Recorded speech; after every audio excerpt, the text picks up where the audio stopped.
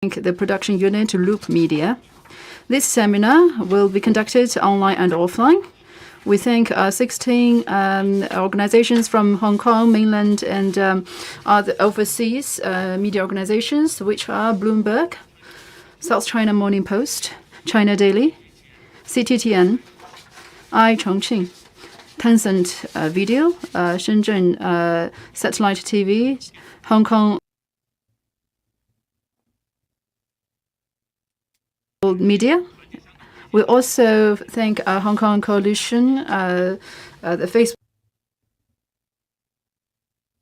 live streaming services of our seminar. So first of all, let's welcome Mr. C.Y. Leung, Vice Chairman of the 13th CPPCC National Committee and former Chief Executive of CR. He will also introduce all the important guests of today and give us a welcome speech. Mr. Leung, please. Distinguished guests, why we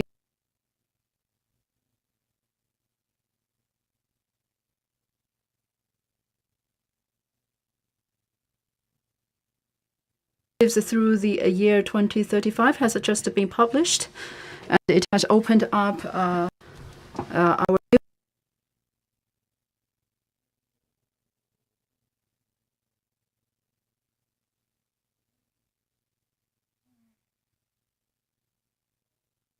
development. So the organization of the seminar is concerned with the national development and know how can we development and to seize new opportunities and having new driving forces. Our nation has a vast territory and has rich resources because of differences in different regions. Actually, there were different situations for us to know. Actually, we don't know much about the national development, so it's very necessary for us to overcome something that we don't know, to solve the problems that we don't know yet. So this seminar also provides simultaneous interpretation in English and also being broadcast through various media channels so that many people can know the stories about the 14th Five-Year Plan. And we also invited the relevant national people from the government and also experts. They are Mr. Hu Zucai, he is the Vice Chairman of National Development and Reform Commission of PRC. Mr. Wang Zhigang, Minister of Science and Technology of PRC. Mr. Yang Weiming, a Standing Committee Member and Deputy Director of the Committee on Economic Affairs of the 13th CPPCC National Committee.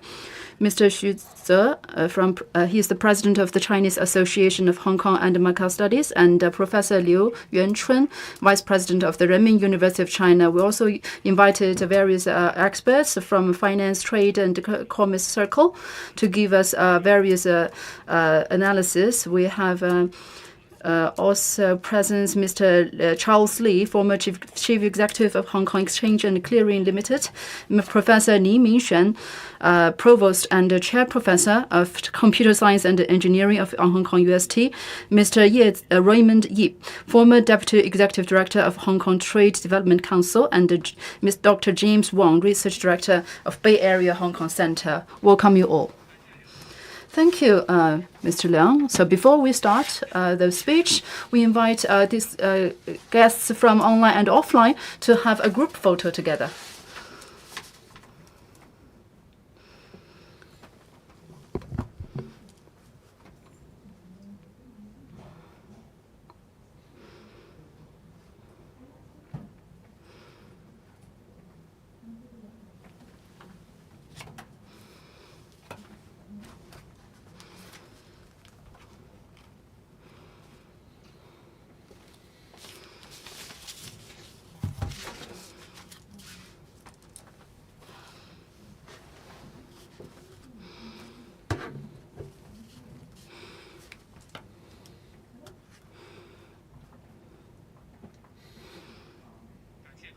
Thank you all. So now let's invite our first speaker, He's from the National Development and Reform Commission, Mr. Hu Zucai. He's Vice Chairman of the NDRC. His topic is to open the grand blueprint of constructing the modern socialist country. Honorable Vice Chairman C.Y. Leung, ladies and gentlemen, friends, good afternoon. Entrusted by Mr. He Lifeng, Director of NDRC, let me briefly introduce you the 14th Five-Year Plan. These outline of 14th Five-Year Plan and the long-range objective through the year 2035 has already been approved and endorsed by the 13th NPC. It is a big issue for the people of whole nation and is meaningful. The outline has clarified the guiding principles, the main objectives, the major strategic tasks, and the major policies during the 14th Five-Year Plan for its economic and social development, and has provided a grand blueprint for us to comprehensively build up a modern socialist country. It is the common action plan for the people of all ethnicities to embark on the new journey. These 14th Five-Year Plan is also a first 5-year for us to, after completing the first centennial goal, and to ride on the tide to build up a new journey toward a modern socialist country. These we attach great importance to the compilation of the 14th Five-Year Plan, and the outline has been lasted for 2 years and is based on the Central Committee's fourth five-year plan on national economy and social development. And it has undergone 3 stages of basic concept, outline framework, and a draft outline. We have draw the experience and the suggestions of experts from all areas and all sectors of life.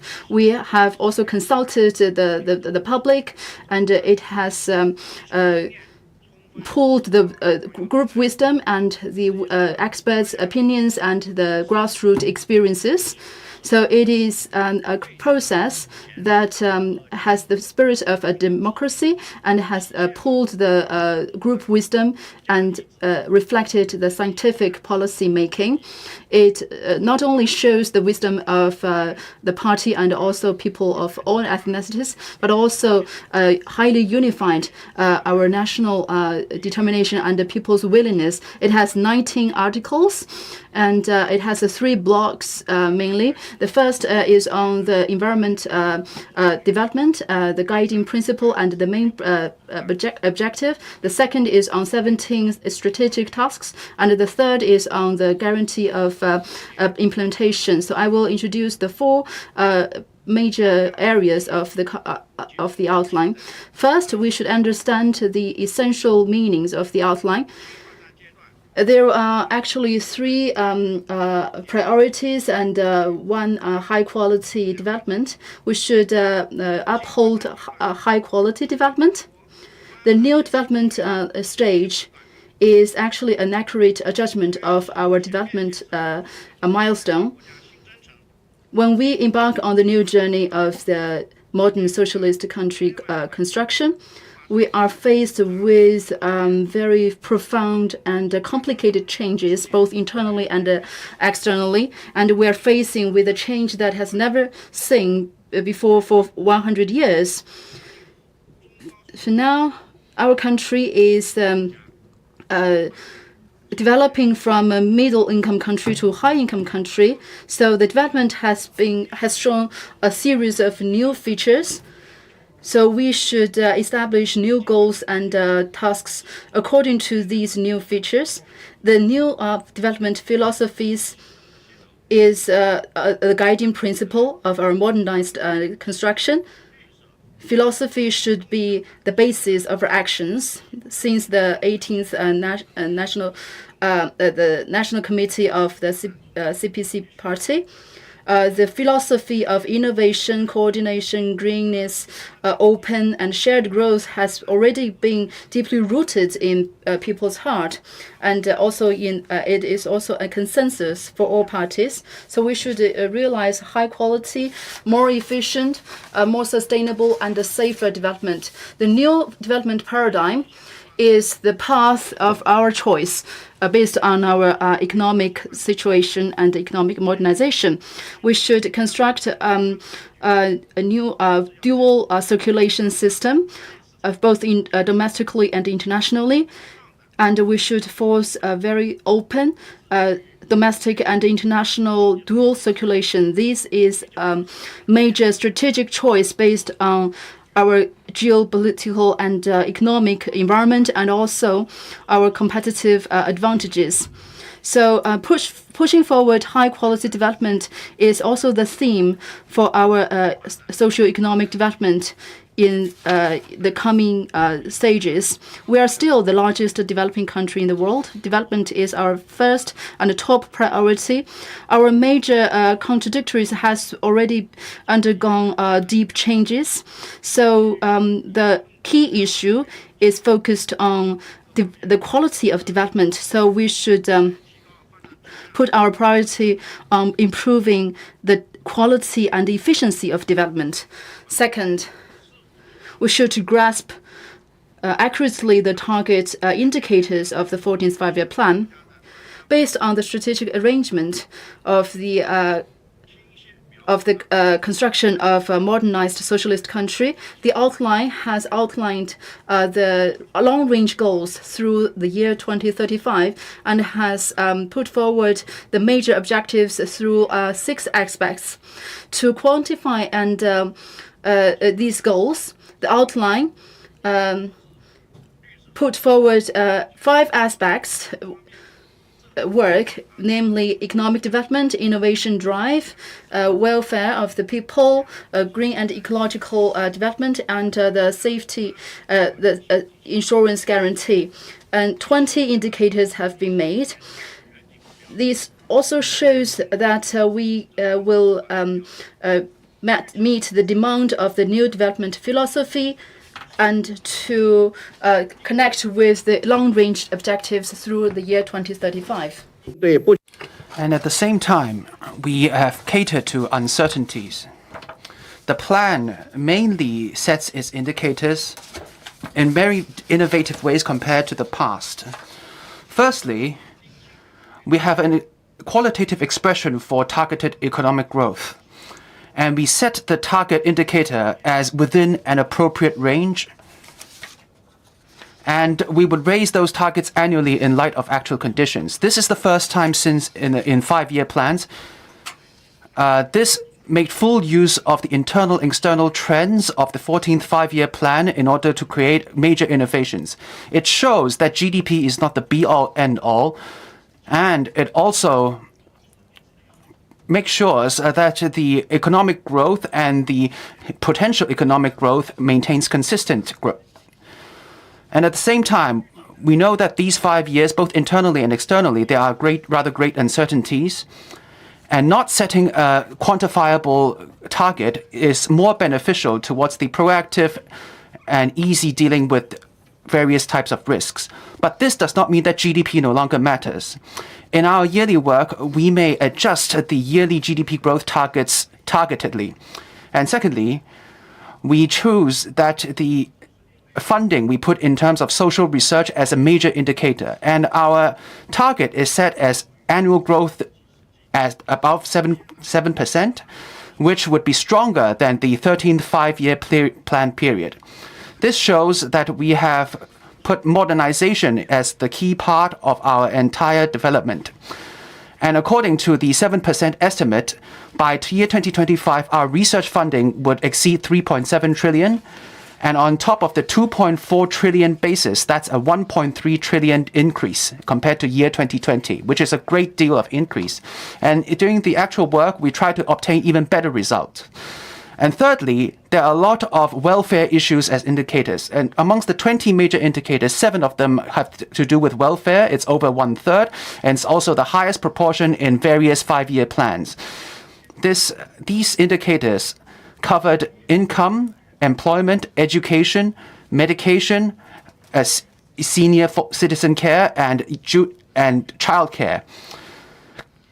And number 4, this is the first time we have set security targets. For example, we would like our production of food to reach over 650 million tons and our integrated energy production capacities to reach 4.6 billion tons of standard coal, which truly exemplifies the integrated development and security demands. Number 3, we must implement the major strategies and policy actions. The plan has raised 17 fronts of strategic commissions and important policy actions in order to solve the difficult and major issues facing the country. We care more about the important state affairs and the key small affairs. Firstly, we must insist on driving innovation to accelerate the development of modern industry systems. And we take the plan's innovative drives as the most important plan. We emphasize that technological independence is an important strategical support for national development. We must join forces with innovative technology and complete the digitalization of our technology. In terms of technological innovation, we would improve the state innovative system to build state-owned labs in order to implement major state technological projects. We must strengthen our basic research. This is the first time that we increase the funding up to 8% for basic research. And in terms of product industry development, we insist on upgrading industry and modernizing industry chains in order to strengthen our industry base to properly fight the core technology battles.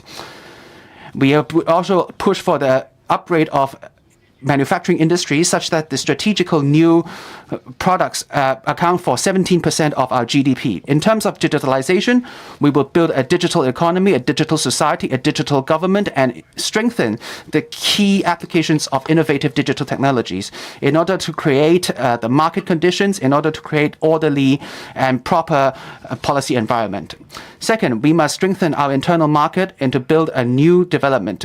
The plan proposes that we must insist on expanding domestic needs in order to merge that with our overall strategy to offer demand-side management.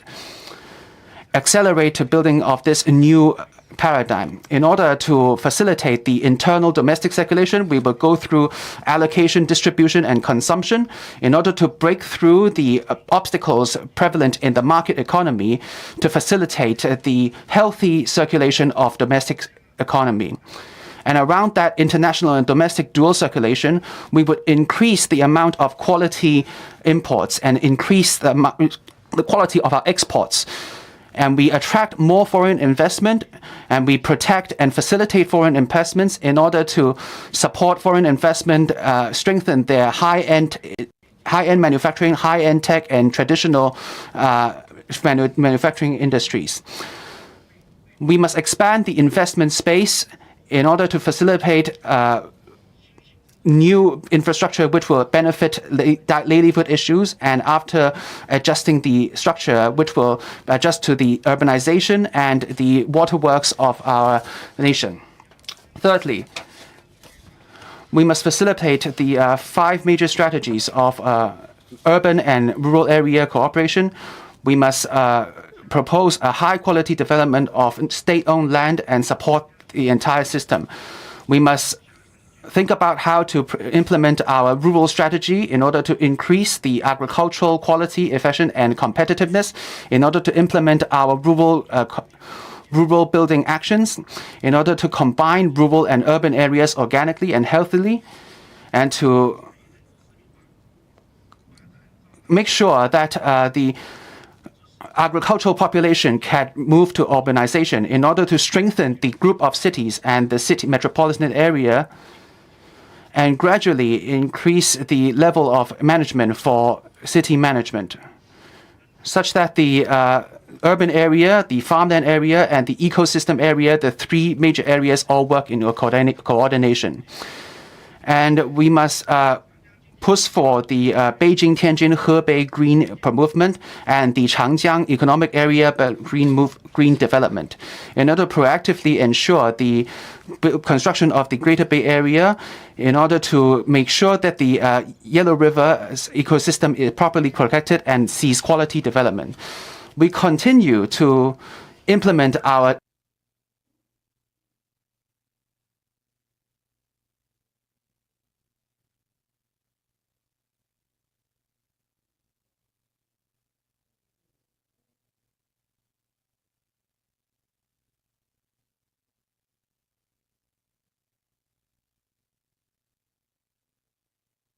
we must reform and open up in order to increase the development's drive and activity.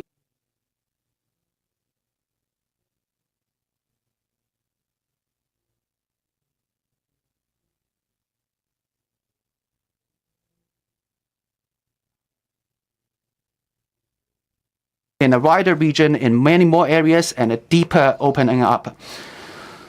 We must implement our deep-seated changes to state-owned enterprises in order to improve the economic status of civilian-owned enterprises, to inspire various types of market-oriented forces. We would create high standards for our markets in order to protect all of these property rights of these various civilian organizations. And we would implement this marketized reforms in order to provide for a negative lease for market access. We would continue to in-depth opening up the products and the key factors of our markets in order to steadily regulate and manage and standardize this type of opening up. And also to improve the situation of foreign capital in China in order to comprehensively improve the way we treat them. And we also have a testing drive in Hainan area, creating a new free trade port in order to push for the BRI's high quality development and to proactively participate in the global rules-based changing and reforms in order to push for humanity's growth. And also, we must push for green development in order to facilitate humans and nature to live on site together. The plan emphasizes that lucid waters and lush mountains are invaluable assets. We must build a beautiful China. And in terms of increasing the ecosystem's quality and stability, we will manage our mountains, our rivers, our farmlands, our forests, our lakes, and our grasslands in order to implement major protective infrastructure work on our environment. In terms of improving the environment, we would keep on improving our pollution issues. We would keep improving the quality of air and water and effectively manage the risks of polluting our soils. And we would establish a plan to make sure that our carbon emissions peak by year 2030. And we support the key industries in key locations to drop their productions by 18%. And we hope that the green energy, which would account for 20% of our total energy production. And in terms of accelerating the green change, we would comprehensively increase the efficiency we make use of our resources and to create a green economy in order to make sure there's a high quality economic growth which protects the environment. Number 6, we will continue to care about livelihood issues to create shared wealth. The plan has a lot of focus on comprehensive development and development of citizens' welfare in order for the development fruits to be shared more equally to all people. And when it comes to educating our population, we insist on standardizing the public education and to increase the quality of our education. In order to in-depth implement the Healthy China initiative to provide comprehensive protection throughout our citizen lifetimes. We must proactively react to the aging population issue in order to facilitate the balanced growth of our population. We would continue to improve public services to improve on our shortfalls. And we would prioritize employment to expand our employment capacity to improve the job qualities and continue to improve a multi-layered social security system to implement the comprehensive coordination of pension funds. We would improve the allocation structure in order to increase the income of the people on the lower rung ladders of China. Number 7, we must coordinate development and security in order to build a higher, more safer China. The plans firstly mention the holistic approach to national security. We must strengthen building our safety systems and capacities. We must strengthen our economic safety security, and we have implemented a food security strategy in order to ensure secure supply of sustenance. We can basically provide ourselves with our own food, and we also have implemented a security strategy of our energy resources. We increases our stability of energy production and increase our risk management capabilities. There's also financial security strategies, and we make sure we could hold on to avoiding systematic risk. This will fully increase our ability to protect the public security and to maintain the stability of society. And also, the plan has raised in over 102 major policy items in the areas of innovative drive, product development, rural areas, cultural development, ecosystem, and welfare issues. So we must have those projects follow the plans and the money follows the projects. Number 4, we must comprehensively ensure that there's one country, two systems, and to maintain the prosperity of Hong Kong and Macau. The plan has specifically set a chapter aside for Hong Kong and Macau, and in those relevant chapters, they actively considered that to linking that up with Hong Kong and Macau's development, which clearly shows that the central government will not change its direction in supporting the Hong Kong's and Macau's prosperity. Overall, we would implement one country, two systems. Hong Kong people administer Hong Kong, Macau people administer Macau, and a high degree of autonomy.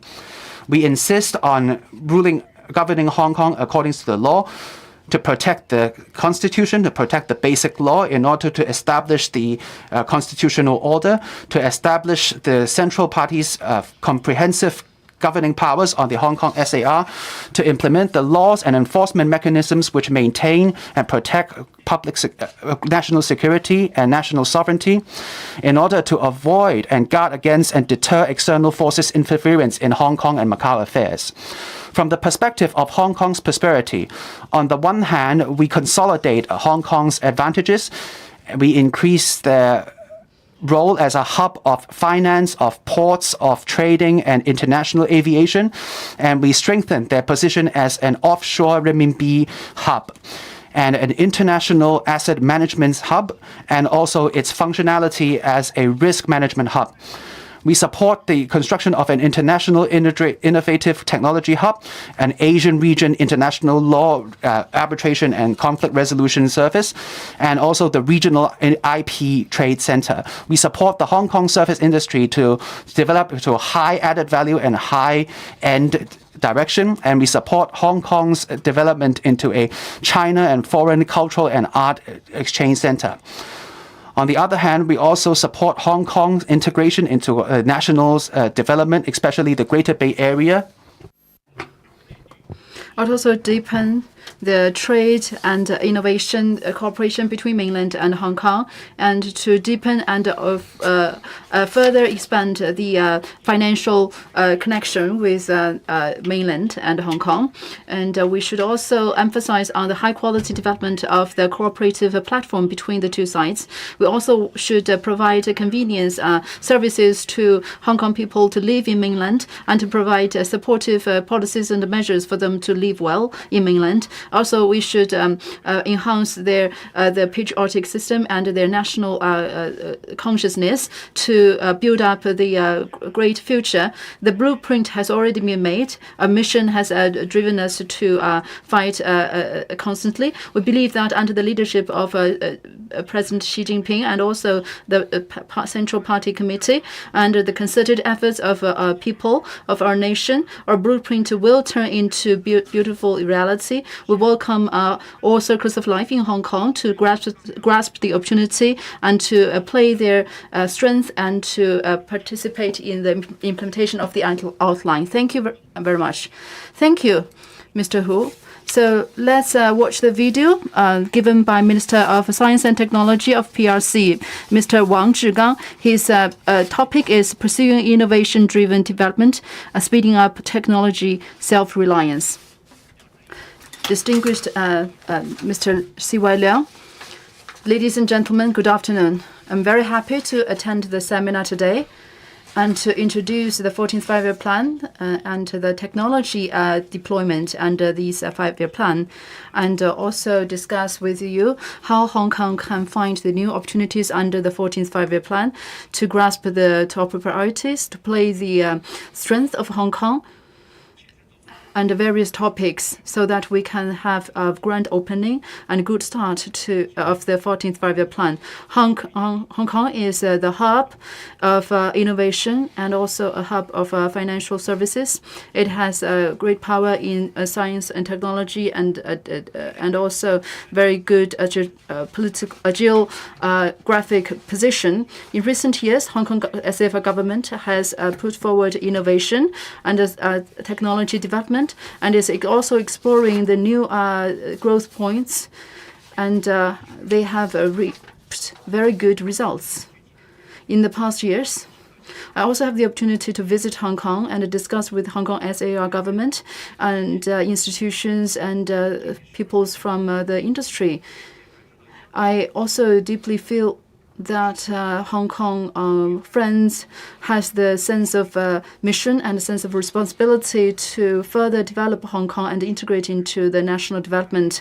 Hong Kong is a very important part for our 14th Five-Year Plan, the mission and the objective. Distinguished guests, President Xi has emphasized that the world is experiencing the very deep reform that has never seen in 100 years.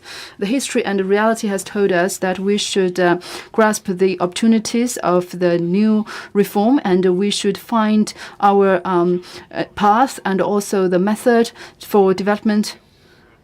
So seeking to science and technology is the absolute way. Now we are experiencing the deepened reform of science technology, AI, quantum technology, blockchain, and other new technologies are developing, and we are having the coordinated share and high intelligence development. Disruptive reforms are emerging one after another. So these new technologies are changing the world constantly. The technology is disruptive and is penetratable in all walks of life, and it will bear a very deep and profound changes in today's world. Science technology has never affected the future and the destiny of the nation as never before, and it is also have a deep impact on the well-being of people's life. The new industry and the new mode of science technology will push forward the prosperity of the world, upgrade the industrial reform, and will also bear upon the improvement of people's well-being. So we are now building up the well of society, and we should ride on the tide and to embark on the new journey to construct the modern socialist country. So this is the first year of the new journey. And our country is still in the very important strategic threshold of development, but we're faced with very severe challenges internationally and domestically. We're facing with new changes. Not long ago, the MPC and the CPC has already endorsed and approved the 14th Five-Year Plan and the long-range objectives through year 2035. It has illustrated our blueprint of development for the following 5 years and 15 years, and it has provided very important strategic deployment of national development. The outline has emphasized that innovation is very important for the overall plan, and it is a strategic support and pillar of our to forge the new driving force, and it is the consensus and the action of all people. So we should stand at the new threshold of development, construct a new paradigm of development. Science and technology is shouldering an unprecedented important role. So we should implement the strategy of innovation-driven strategy. We should face should meet the important demand of the country and the demand of the people. We should meet up the demands of the development and also rely on the science and technology innovation.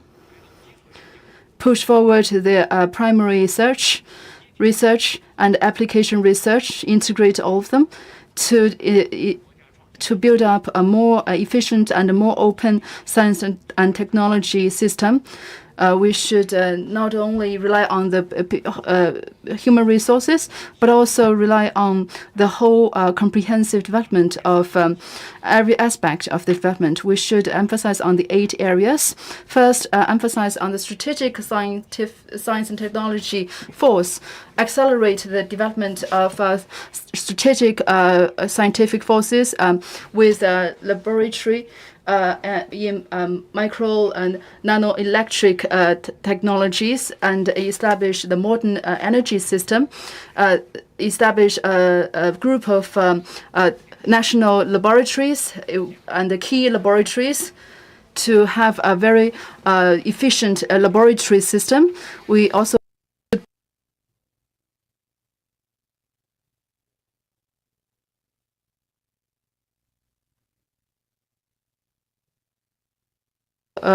optimize their resources allocation. The science and technology forces of Hong Kong is a very important part of the national system. We will greatly support Hong Kong to establish a national science and technology platform to coordinate the integration and development of and collaboration of the two sides, to establish a comprehensive science technology center, innovation center, and also invite the Hong Kong parties to participate in this building up of this platform. We should also focus on the important industrial line and supply chain, and also provide the supply power of the key essential technologies of our country, like the circuit, narrow science, biotechnology, deep sea and deep ground exploration, and we should implement forward-thinking and strategic national important projects. We should also draw upon the experience of fighting COVID-19 and the risk control of biosafety, pharmaceutical research and development, and also important technologies in the basic technology. Third, we should emphasize on the basic research and development to build up a 10-year action plan of research, basic research, increase the resources and financial input, and increase the ratio of the basic research input from 8 to 10%. And we should also establish some basic research center, promote the cross-discipline integration of different basic disciplines, and provide long-term and stable support for the research teams. Also cultivate the youth researchers, improve the the level of sharing, and also the innovation power. Fourth, we should emphasize on the entrepreneurship of enterprises and their innovative powers. Should form a system that is driven by the enterprises and led by the market. Should input more R&D resources and input, and provide favorable policies for enterprise to provide more investment in R&D. Now it's 76%. And we should unite the universities and enterprises to forge partnership to shoulder the key national research topics. And also we should smooth the financing channels, further enhance the agency system for financing in this regard. The next one is that we should build up the talent system. And we should have a very efficient talent evaluation system, implement a more open talent policy, introduce the talent and make good use of them. The Hong Kong people has a very high enthusiasm to innovate, so they are they're very proactive in participating in the science and technology innovation of the nation. So we encourage universities and institutions from Hong Kong to participate in our innovation system and development. And we should enhance exchanges between the two sides, encourage the Hong Kong youth to study and learn or live in Hong Kong, and also provide more opportunities for them to participate in the Greater Bay Area's development. A sixth area is that we should deepen the key regional development. Establish the Center in the Greater Bay Area, and to build up the capacity of the innovation regional centers. According to the Innovation Index, Shenzhen, Hong Kong, Guangzhou is ranked the second of the innovation clusters around the world. So we will further build up on the Greater Bay Area Innovation Center and to deploy the human resources and information technologies to realize a cross-border flow and coordination. We will forge Greater Bay Area to be an innovation highland in the world. We will also deepen our science technology reform, improve the system, and improve its planning and operation system. We push forward the integration allocation of human resources, capital resources, reform the project management, and to give more ownership to the teams, research teams.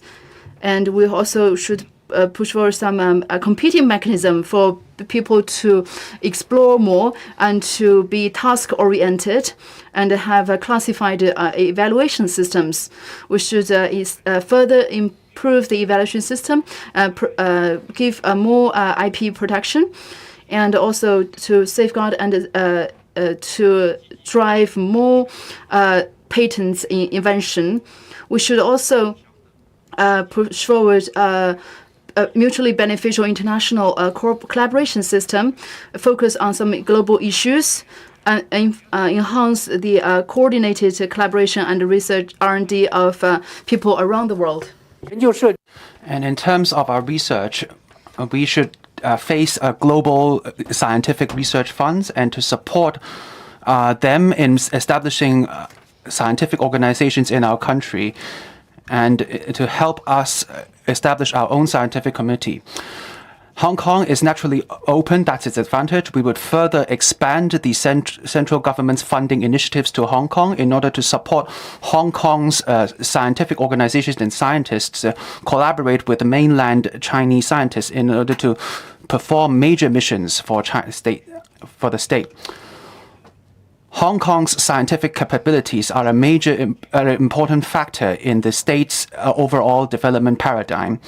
And in the future, under the guidelines from the central government to Hong Kong, we will promote collaboration between mainland and Hong Kong in order to adequately leverage the unique advantages Hong Kong has in order to build a good, innovative environment to accelerate the establishment of international technological innovative centers in Hong Kong and the GBA in order to accelerate our technological independence and build a great technological nation and do more contributions on that front. Thank you, everybody. Thank you, Mr. Wang.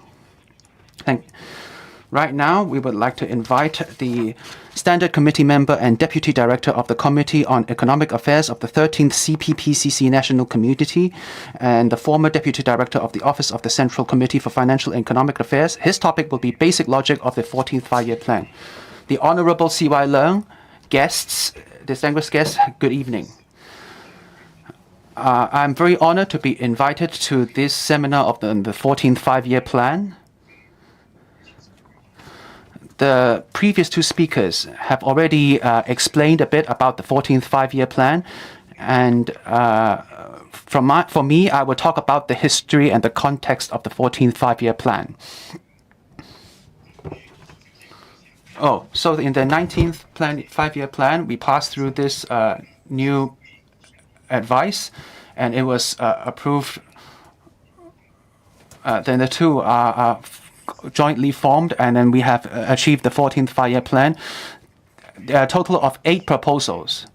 In the future, for the 15 years, it is a blueprint for our development. It is important, and it has deep-seated impact. And actually, for every 5-year plan or every era, it has their own logic and own context. I would like to propose some examples. For example, in the 10th five-year plan, after the Asian financial crisis, the economy was not doing very well, and there are internal contradictions as well, and there's especially a regional conflict and contradictions. So in the 10th five-year plan, we did some tactical and strategical changes. So that by then we proposed the development of the Greater Out West and the rural development plans. And in the 11th five-year plan, that was during the era of globalization. And even though trading was doing very well, but there's a lot of industries. A lot of these heavy industries are polluting. High light pollution and high energy consumption, and we consumed a lot of energy. That's why we try to improve our overall system and establish a scientific perspective of development. And we want to create an energy efficient society and an environmental friendly society. So in the next phase, because that was during the era of financial crisis internationally, and our exports are weak. So that's why we have a new strategy. We proposed the 2 synchronicities in order to increase the domestic needs and to simultaneously develop our own economy, and also to increase productivity. And in the 13th five-year plan, in the previous phase, because we are facing the Asian financial crisis, so we tried to stabilize things, but that created a lot of systematic contradictions. There's a financial problem, revenue, and pricing, on all 4 aspects. They are all dropping. But the leveraging rate is also increasing. So that's the 4 decreases and 1 increase concept. So we proposed a new development philosophies to create a demand-side structural change. And in the 14th five-year plan, the situation we face has changed profoundly. Internationally, everybody knows that this is a context of change unseen in the past 100 years. So this is also a once in a 100-year impact. When we're talking about the past few 5-year plans, our target is basically surrounds 2 aspects: the moderately prosperous society. At first, we say it's moderate prosperous life, and then later on we change it to moderate prosperous society. So basically, we have achieved the modernization. And under this context and these conditions, we definitely have to rise up, have to development, but America is trying to drop us. That's why you can see that that's the international status quo right now. So we face these risks and face these unprecedented challenges. But if we handle these unprecedented challenges well, then this would actually be an unprecedented boon for our state, for our nation's development. So we should learn to progress and develop in a world full of uncertainty and to find new opportunities. That's the context of the 14th five-year plan. And under this context, how do we execute the 14th five-year plan? So there are these 3 new ideas to establish in the new new stage of development, to implement new development philosophies and to build a new development paradigm. So in the terms of the new stage of development, right now, we have established a moderately prosperous society already. And next, we would fully implement a modernized, socialized nation, and we try to strive towards that goal. And there's a lot said about the development philosophy. It's about our philosophies which guide our new phase of development. This is a question of theory and of implementation. That's actually a basic pathway which we could achieve modernization. How could we achieve new targets in this new phase? That's the question it's trying to answer. And in the 14th Fifth-Year Plan, in terms of its advice and its plan as well, there were a lot of these new targets or missions. Why do they propose these things? These all come from the three new ideas. It is a result of. Let me give you an example. For example, the shared wealth aspect has seen concrete progress. So that's the fundamental characteristic of our Chinese characteristics modern socialist country. In the first few plans, that this was there was no concrete specifications of that modern socialist country. But in the 14th Five-Year Plan, there was. And if in this new paradigm we cannot reduce the gap between development and wealth, if we cannot solve that problem, then it will be very difficult to realize our dream of healthy development.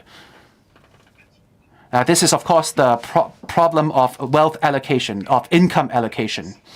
So that's why during the 14th Five-Year Plan, we must work upon the basis of that plan and to achieve those ends, to reduce the gaps in many different fronts, especially in terms of direct gaps between different people's incomes. And the other missions actually are just complementary stuff to the major mission, so I won't go into the details there. So firstly, I was going to talk about the socialist country with Chinese characteristics under the leadership of the party. Why is this very important to the great rejuvenation of the Chinese people? Actually, in order to achieve the great rejuvenation of the Chinese people, that's the great dream in modern times in China. So the Chinese Communist Party has been established for over 100 years. Fundamentally, it leads people out of unity. And it reflects the history of constant struggle towards development of our people. Starting from the first generation of leader Mao Zedong and Zhou Enlai,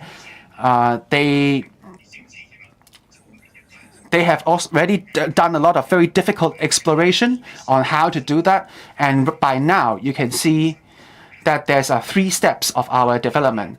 So from 1980 to 1990, our GDP would double, and we would solve the livelihood issues of our people. And after the 6-5 and 7-5, the 2 5-year plans, our GDP has doubled. That has been completed. That's what I've said. The first few 5-year plans are all surrounding the idea of moderate, prosperous lifestyle. And starting in the new century, we must take 50 years of time to achieve a medium-high income nation. And in the 14th Fifth-Year Plan, our target set in the 14th Fifth-Year Plan is actually originally proposed to Comrade Deng Xiaoping. And in year 2002, in the 16th plenary session of the parties, so after these 3-step strategic targets have been implemented, we are talking about how to move on in the next 20 or 30 years.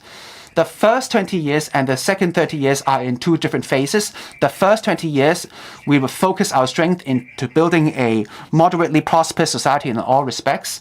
And in the 19th party sessions, when the moderately prosperous society is achieved, is within our sights, we once again make plans for the latter 30 years of development.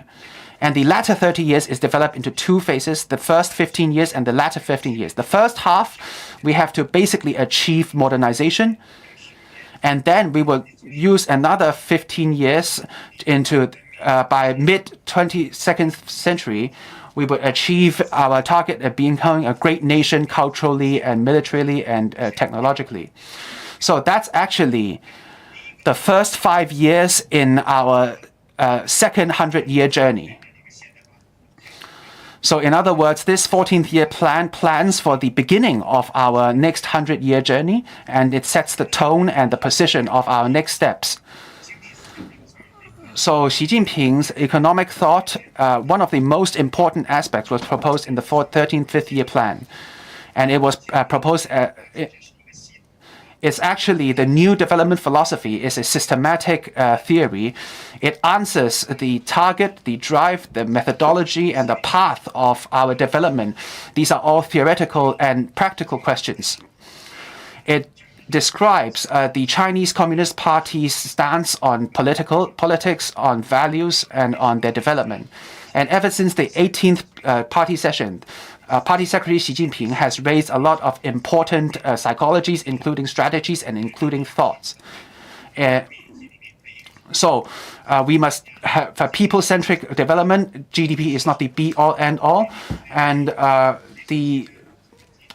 the markets will decide how things are allocated, and lush waters and lucid mountains are invaluable assets, so I won't go into the details. And we must make changes to the demand side, and we must develop high quality and modernized economic systems in order to address the imbalances and to build a new paradigm of development under a new philosophy, new thought, and new strategy, and to gradually, systematically achieve Xi Jinping economic thought. And amongst which the new development philosophy is at the core of what we do here. Right now, we will talk about the new paradigm of development. So right now, the world faces a context of change unseen in the past 100 years. And in face of the second 100-year journey, and in order to achieve our targets, how do we start a new paradigm of economic development that decides our pathway towards development? So our target is that by year 2033, our GDP per capita would reach a medium developed nation level.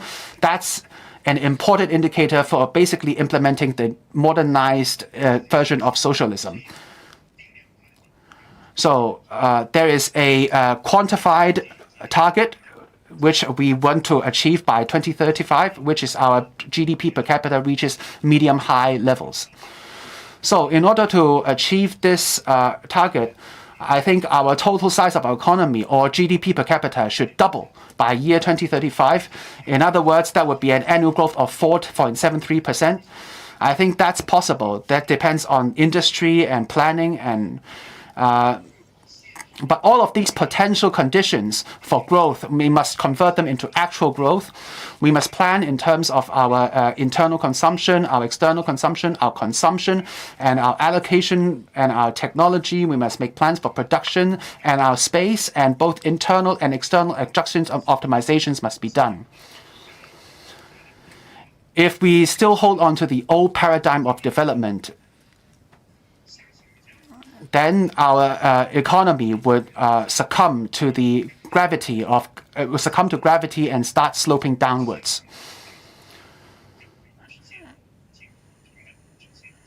So, if a stable growth is not something that could be achieved without new policy. That's why we need new policies. So, in terms of making a new development paradigm, we must understand the 6 key words. Yes. The first one is paradigm. So we should establish a paradigm that will adapt to the new stage, new philosophies without any further stimulation, so we can have some intrudness development. And the growth should be a match of the potential growth rate. So the focus is on the new paradigm, rather than the dual circulation.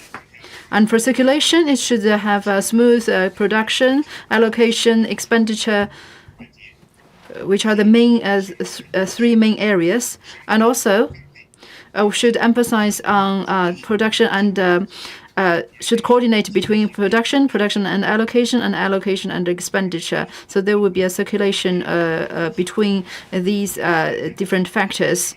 And so for circulation, there should be no obstacles among every link.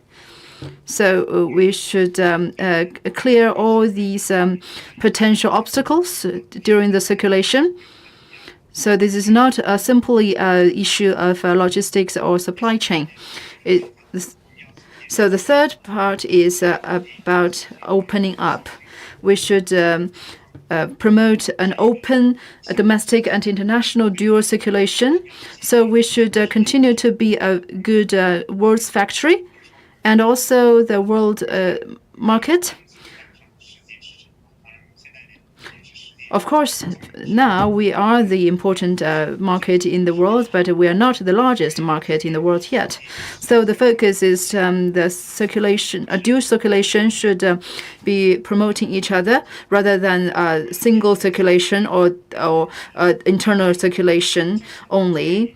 So the importance of policy is the mutually beneficial promotion of dual circulations. So we should, based upon the domestic big circulation, and also realize technology self-reliance. But of course, it's not that every piece of technology and product should be done by ourselves or from the scratch. It's not that meaning. So we should further deepen the opening up. The fourth one is the integration, because the development of the new development paradigm is based on the whole nation.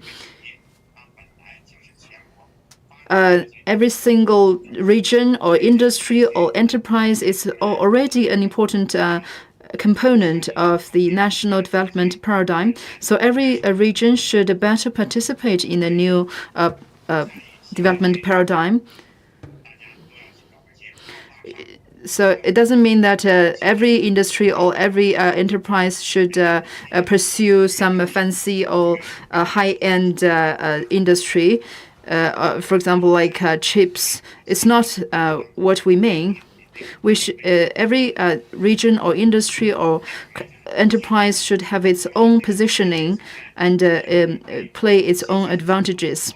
So it also has the meaning of being proactive. When we say that we construct a new development paradigm, governments should play the initiative and acting proactively in this regard. It's not only relying on other market mechanism to be formed. So how to construct?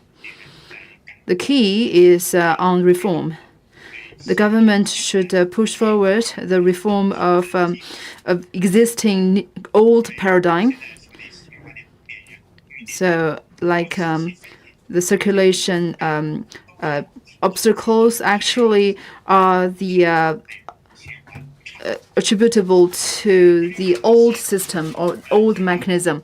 So the 14th Five-Year Plan has put forward a new method that we should stick to the systematic philosophy. We should further integrate the expansion of internal strategy and deepening the supply side structural reform, and to integrate these two into the development of the new paradigm. So we should not only respond to the financial crisis. Actually, it has a richer meaning compared with the old time. So we should also further deepen the supply side structural reform.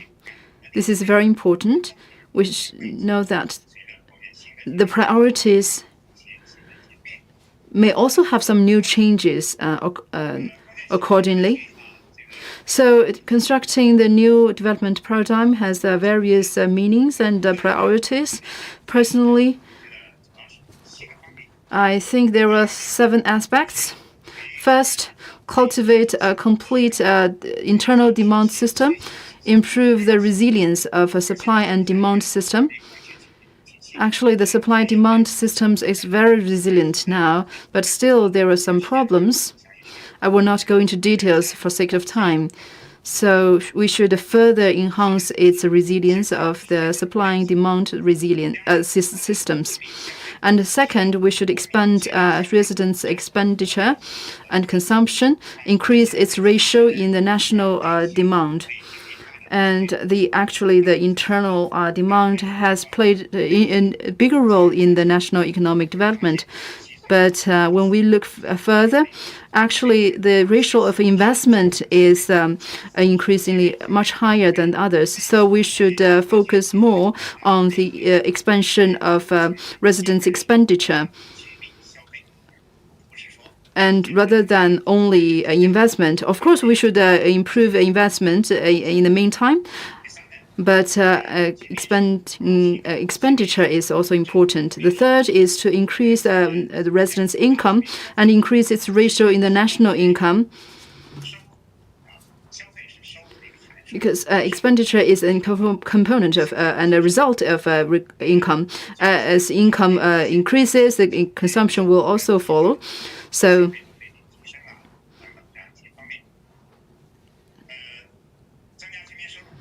increase in residents' income is one of the priority. The fourth one is to enhance technology self-reliance and increase its ratio in the progress of technology. We actually, in the past, more rely on the import and further innovation based on the imported technology. So looking ahead, we should emphasize on the self-reliance and we should guarantee the security of a supply chain and the supply chain and also the supply side reform. And the fifth is to deepen the supply side structural reform and to increase its adaptability to the demand structure. If we look further, that our supplying system is not really adaptable to the development demand. So we should make it more compatible with each other. If there's not sufficient supply, then the demand will not be met sufficiently. The sixth one, we should improve the factor of urban clusters, the cohesiveness of the various factors in the urbanization, and to increase the ratio of regional economy and population in the urbanization development.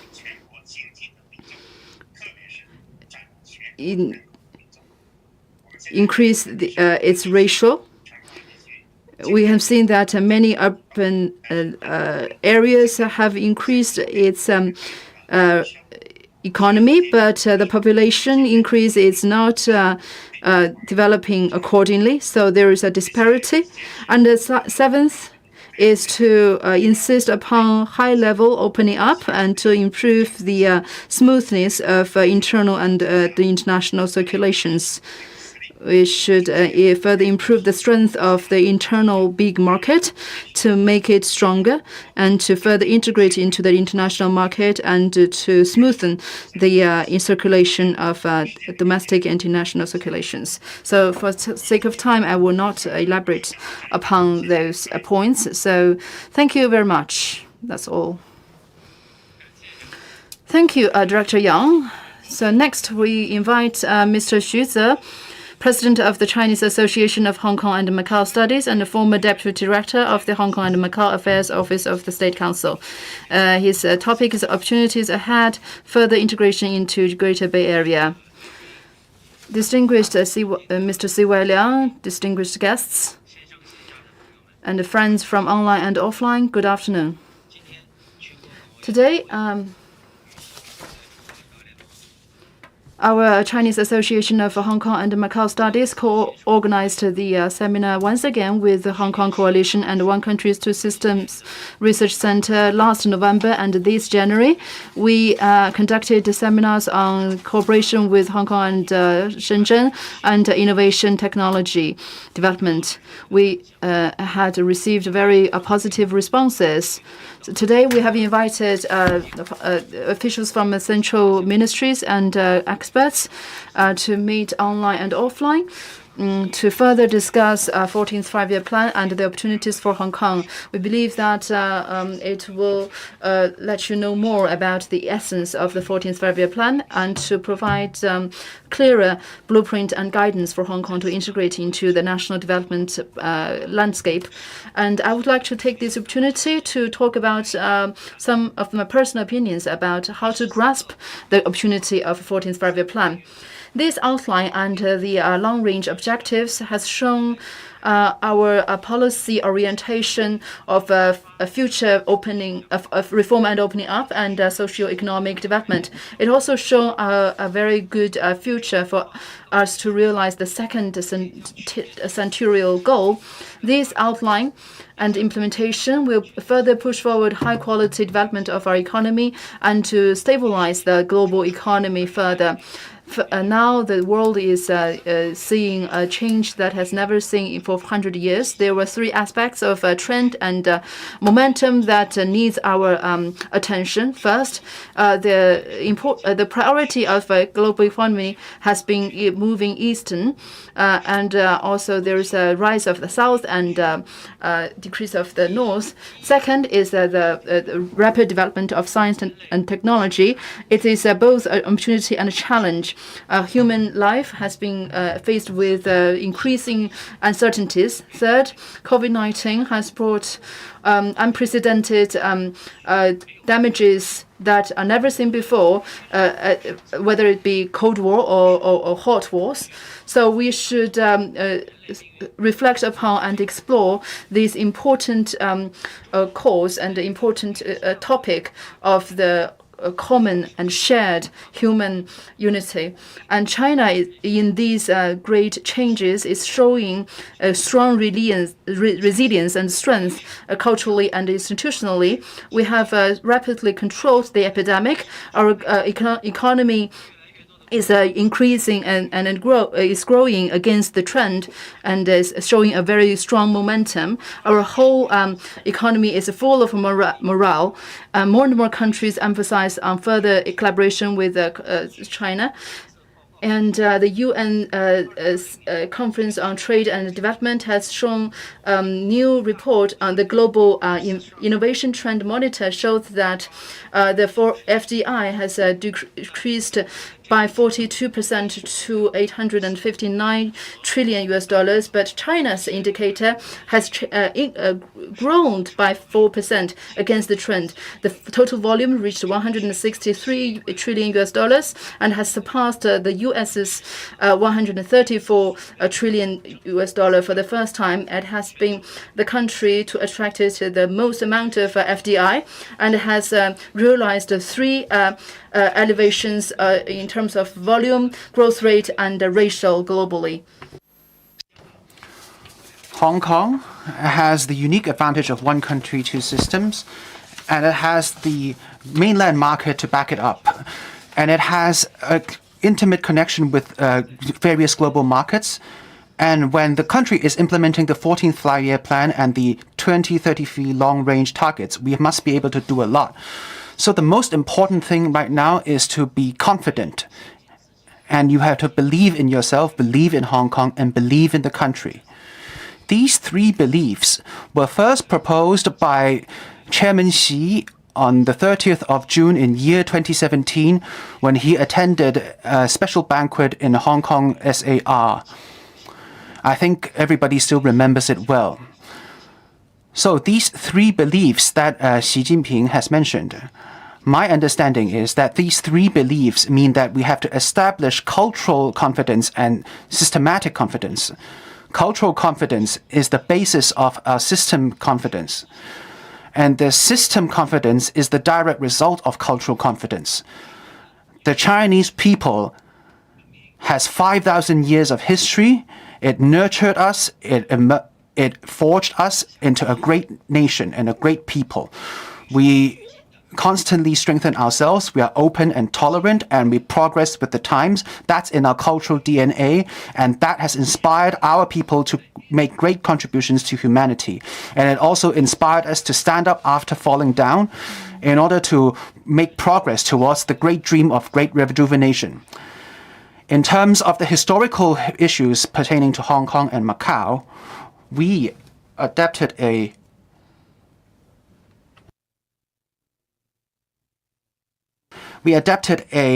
embracing attitude in order for the peaceful return of those two regions to the nation.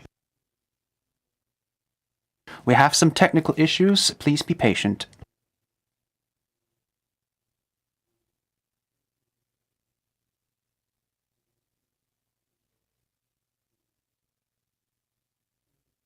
Could you hear us, Chairman Xu? Yes. Please continue. Thank you. So, we have contributed a lot to global peace and development. Under this context of unseen change over the past 100 years, we propose to establish a shared destiny for humanity under the principle of co-construction, co-building, and co-sharing. We have developed the Belt and Road Initiative strategy to provide Chinese wisdom to global development. Up till January this year, China has already signed 205 Belt and Road cooperative documents with 171 state, nations, and international organizations. In the year 2020, our country's trade volume with the Belt and Road nations has reached 1.35 trillion. And our non-financial investment into those countries have reached 17.79 billion. So this common destiny of humanity has received increasing amount of recognition, and the circle of friends in the Belt and Road initiatives is gradually growing. This exemplifies the Chinese culture of setting an example and thinking about the public good. It also explains that under the leadership of Chinese Communist Party, the Chinese people has used their hard work and wisdom to blaze a trail of Chinese characteristic socialist pathway to development, and this is the necessary path in order to achieve the great rejuvenation of the Chinese people. It is a glorious path to victory. Let us go back to Hong Kong. Ever since the establishment of the new China in 70 years ago, especially in the past 40 years of opening up and reform, the Hong Kong people and its brethren in the mainland has joined forces and worked together. And that has constantly moved us and inspired us. We see Shenzhen has changed from a small fishing village to a modern metropolis with technology and innovation at its heart. And Hong Kong has gradually become a more powerful and more active international finance and trading center. How could we not stand in awe of Chinese wisdom? How could we not believe that one country, two systems is the best arrangement for Hong Kong's long-term prosperity and stability? This type of great success we should treasure it. It is not easy to come by, and this good paradigm should not be destroyed. Ever since last year, the central government has implemented a Hong Kong national security law in order to improve the Hong Kong's election system. That is because we want to eliminate the external forces' influences and its interference, so that Hong Kong sticks to the path of one country, two systems. Hong Kong's general public supports the Chinese government's actions. This is where the people's hearts are, and this is the general trend. But some people say that what the Chinese government does is actually silencing opposition, is one step backwards in terms of democracy. That is ridiculous. That is just pure nonsense. The fact of the matter is, one country, two systems has not changed. The basic law has not changed. And the Chinese government's support for Hong Kong to develop a democratic system which suits Hong Kong's actual needs has not changed. And our determination to finally achieve universal suffrage has not changed. And China's support for Hong Kong's development in national strategy has not changed. If anything needs to change, I think is that every person who participates in the implementation of one country, two systems, particularly the stakeholders who manage Hong Kong, they have to understand profoundly the entire contents of one country, two systems. They have to understand what Deng Xiaoping has said 37 years ago, saying that we have to believe that Hong Kong's Chinese people could administer Hong Kong properly. We should be brave and take responsibility and take action to make Hong Kong a better place. When Hong Kong is sharing the dividends of national development, we must also protect state sovereignty and security. To those people who do not want to see Hong Kong thrive, in the end, they will see that their shenanigans cannot stop Hong Kong to make progress on the grand path of one country, two systems. As for those who are hesitant and doubtful, we are patient and we have the time to let them make their observations. We just hope that they could follow the trend and not be abandoned by it. Fellow guests, fellow friends, Hong Kong could achieve a greater development by integrating into the state's development paradigm. And the most important thing is to participate in the establishment and construction of the GBA area. This is not just something theoretical. This has been proven to actually work. In the recent few years, with much support from the central government, through the hard work of HKSAR government and the relevant mainland governments, and our pioneers from the industry, they keep blazing new trails. Hong Kong has actually obtained a lot of concrete progress in terms of participating in the construction of GBA, mainly divided into three areas. Firstly, is the gradual formulation of the planning and policy structure. Ever since in the year 2019, the outline development plan for the Guangdong, Hong Kong, Macau GBA area has been officially published. The relevant types of policy papers have been published constantly. There are about 260 just in 2019 alone. 40 of those were published by central government and state ministers. And at the Guangdong province level, there is 34 different papers. It involves construction of basic infrastructure and interconnectivity to create an environment for business to develop industry, and the policies pertaining to people who live in mainland China who are from Hong Kong and Macau. In year 2020, in order to further facilitate the development, we have further released even different policy papers which support the development of the business in medicine, in legal, and in finance. They have published the opinion on financially supporting GBA area, the Hong Kong legal practitioners, how could they practice in GBA areas in 9 cities, and how could they obtain legal practice licenses in mainland China, and also the drugs and medical equipment monitoring scheme for GBA area. Right now, all these papers have covered various aspects and in terms of both short-term, middle-term, and long-term planning, and the basic policy structure has already been formed. And all these details could be found on our website. We welcome you all to look it up on our website. Secondly, accelerate the connectivity of basic infrastructure. In terms of hardware, the Hong Kong Macau Zhuhai Bridge, the Guangdong Shenzhen Hong Kong high-speed rail, and the Nansha Bridge have been established and they are in use right now. And the new Hengqin and Lianqiang and Xiangyuan ports have also been in use. The Shenzhen Zhongshan path and the underwater tunnel, the Huangmao tunnel, and the Shenzhen Maoning high-speed rail, and also the third phase of Guangzhou Baiyun Airport's construction has all started well underway. And the Huanggang port has also seen a lot of renovations. And in terms of software, the Shenzhen Bay 24-hour and co-location policies have all been released. And there's also the single e-lock scheme. And we have achieved breakthroughs in terms of both linking up the systems and the rules.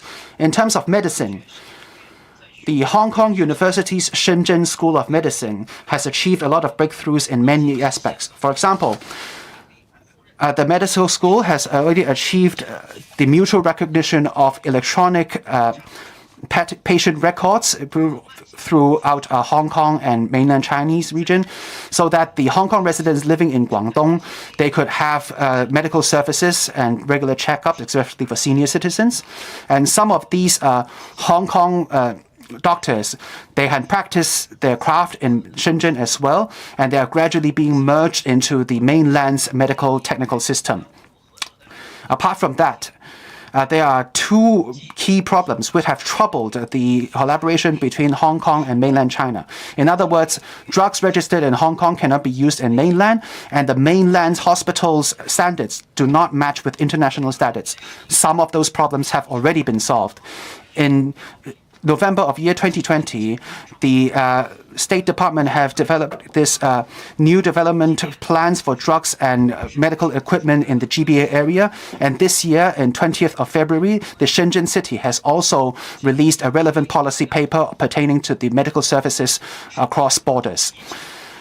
And right now, this approval process is almost at an end, and over 10 international new drugs will be used in Shenzhen very soon. At the same time, in the Greater Bay Area, we have also established a review and assessment center for Shenzhen hospitals in order to make sure that our standards for hospitals matches international standards, and in order that and also our methods of assessment will match up with international standards. In the area of education, we have a lot of results, achievements of our collaboration. The Hong Kong Chinese University Shenzhen is become a top university in mainland China, and the Hong Kong HKUST Guangzhou is well underway being constructed, and Hong Kong City University has built another school in Dongguan, and Hong Kong Open University in Zhaoqing, and Hong Kong Polytechnic University in Foshan has also plans to establish new collaborative schools. In terms of the financial area, the stock exchange has been increasingly connected across the borders, and our securities policies may be initiated in the latter half of this year. And also, we are gradually implementing cross-border financing arrangements, by the time these are all implemented, Hong Kong, Macau, and Chinese residents could spend their money however they like within those 9 cities and participate and sell financial products. In the legal arena, a lot of these Hong Kong-based companies, they may choose to use Hong Kong law as the applicable law for civil and commercial contracts.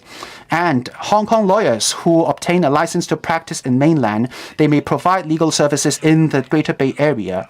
And these rules will cover the entirety of the Greater Bay Area in the future. In other words, Hong Kong's participation into the GBA is accelerating, even though there are a lot of problems, but we can solve them. On behalf of the Chinese Association of Hong Kong and Macau Studies, have 3 pieces of advice. Number 1, to strengthen the top-tier design and the implementation. The GBA's advantage is in one country, two system, and the key to solving many key problems is also one country, two systems. So this involves many different levels of authoritative entities. In particularly, the Hong Kong SAR has its own unique economic system and its own judiciary system. This is a very complex affair. And because of that, top-tier design is very important. Right now, all of these different institutions cannot truly coordinate with each other, and they cannot truly implement policies, and they cannot truly synchronize the promotion of those policies across mainland China and Hong Kong and Macau. We must solve those obstacles, and we must match the different rules, and we must connect the different systems in order to solve these key problems, in order to clearly specify the decision-making process and implementing strategies and mechanisms. Secondly, we must formulate a sphere of influence through the construction of important key areas. And the important part of the GBA area is in making use of one country, two systems. So it's very necessary to have some pilot studies on the reform. In 2019, the Bay Area outline has said that we should put forward the important platform development of Shenzhen, Qianhai, Nansha of Guangzhou, and Zhuhai, Hengqin, and these and other areas. And now we have these 14th five-year plan outline, and it has further included these Bay Areas into the important collaborative platform of Hong Kong, Macau, and the Bay Area. We should attach great importance to the build-up of these collaborative platform and to clear the obstacles institutionally and systematically, and to have innovations in the establishment of guidance and principles and policies to copy the successful experience and to lead the full cooperation of the Greater Bay Area. Third, we should emphasize on breakthroughs in the top priority areas. The outline has emphasized that we should support the Greater Bay Area to establish the International Innovation Center. This is one of the key tasks of Greater Bay Area development. Hong Kong enjoys advantages in finance, technological R&D, and logistics services, and has a lot to do in the innovation of science technology from 0 to 1, and also it has a role to play in the collaborative cooperation on the whole chain development. Should integrate the different forces of production, academic, and research. It should play the role of the National Laboratory of Hong Kong and Macau area, support various talents to innovate and to go on entrepreneurship. This is not only a need for Hong Kong's self-development, but also will play a very important role for other cities like Macau, Shenzhen, and Guangzhou. So we should improve the efficiency of growth, and also to change the development mode and optimize the economic structure to realize high quality development. This is also very important, and we should also have some good experience to explore in terms of intellectual property rights, the technology standard, environment standard, investment protection, and investment trade. So these are some of my personal opinions and suggestions. Thank you all. Thank you, President Xu. And finally, let's invite Vice President of the Renmin University of China, Professor Liu Yuanchun. His topic is key opportunities for Hong Kong under new development paradigm of China. Okay, thank you. Distinguished, the Honorable Mr. C.Y. Leung, distinguished guests, I'm very happy to participate in the seminar. The previous speakers have already given their high quality and insights in the 14th five-year plan. So I will not just repeat what they have said. So one of the things that I want to emphasize is that apart from knowing the content of the outline and the long-range objectives, we should also make a comparison against the 13th five-year plan, and also some major innovation and new paradigm development. So we can see that in the outline, there were 10 aspects that we should pay attention to. Is that the first is that it is the first time that we make a detailed measurements of the modernization of a socialism, of socialistic country. The second is that we put an innovation driven development in the core position. It has been put on this very core strategic position. The third is that we also put the physical economy, especially manufacturing industry, as the core of the industries. The fourth that is that we have listed a strategic orientation and give a very detailed illustration of the new development stage, new development philosophy, and a new paradigm. Fifth, we have put digitalization in the content. Six, strategically put urban revitalization and new modernization. Seventh, 30-60 into the carbon emission action plans. Eighth, the comprehensive development of human. 9, realize common prosperity and to optimize the income allocation structure. 10th is also repeatedly emphasized by the previous experts. We emphasize on security, and we used two compilation to emphasize on the issue of security. So, what content are directly related to Hong Kong? So under the 14th five-year plan, in the Article 18, under the Chapter 61, there is a specific chapter to talk about Hong Kong and Macau. The first that we should rule Hong Kong and Macau according to law, under rule of law, and safeguard constitution basic law under the constitutional order of the SAR. And the second aspect is to support Hong Kong and Macau to intensify and consolidate its competitive advantages, support Hong Kong to improve its international hub position as the international financial center, shipping center, trade center, and also emphasize on its building up of the International Innovation Center, the Dispute Settlement Center, IP Regional Trade Center, and also support the Hong Kong services industry to high-end and high-value-added direction, and also enhance its cultural exchanges. The third is support Hong Kong and Macau to further integrate into the national development paradigm.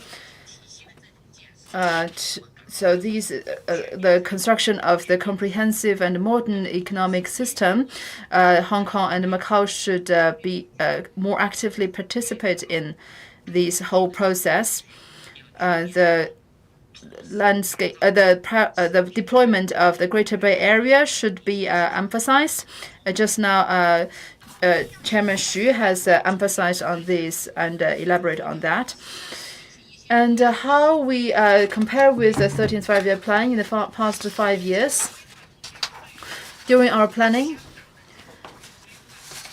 what is the planning for Hong Kong? What is the positioning of Hong Kong? And what is the difference between the positioning of Hong Kong in the 14th five-year plan? Is there any new notions?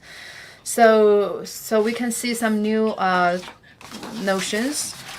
There were several key areas. First, the 13th five-year plan is support Hong Kong for technology innovation, but in 14th FYP, this philosophy of support has been uplifted to the establishment of International Innovation and Technology Center.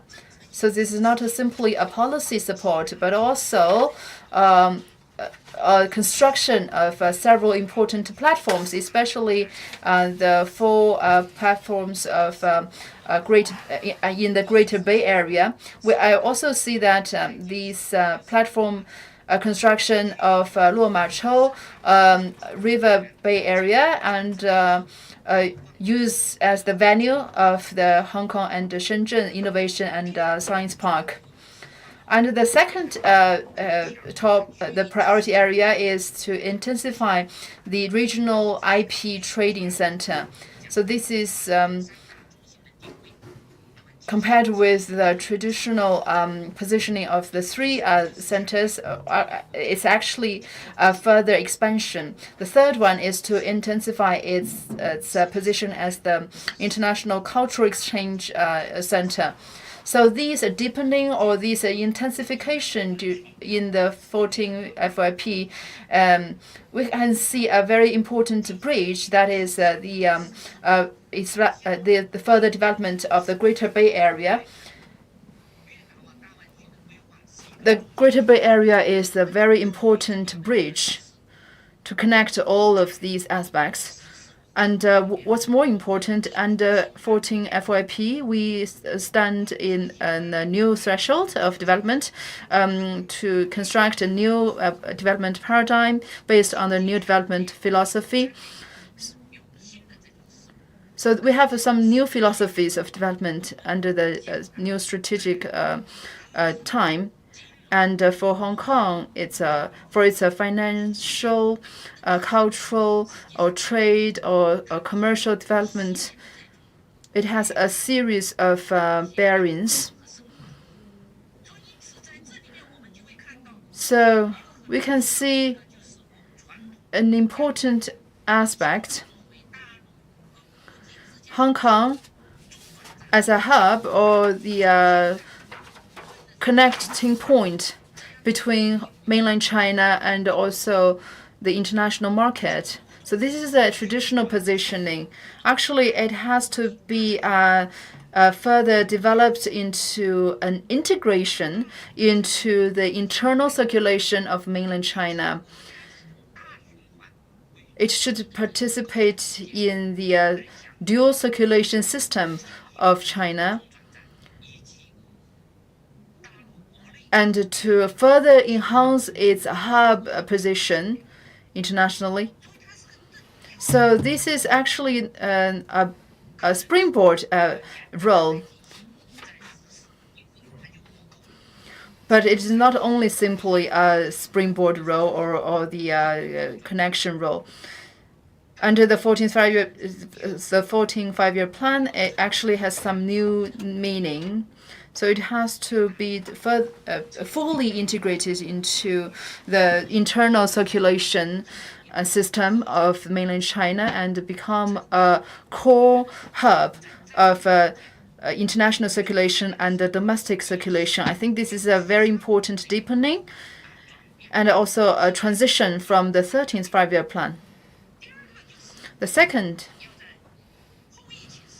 is the post-epidemic era, especially under the new change that is unseen for 100 years.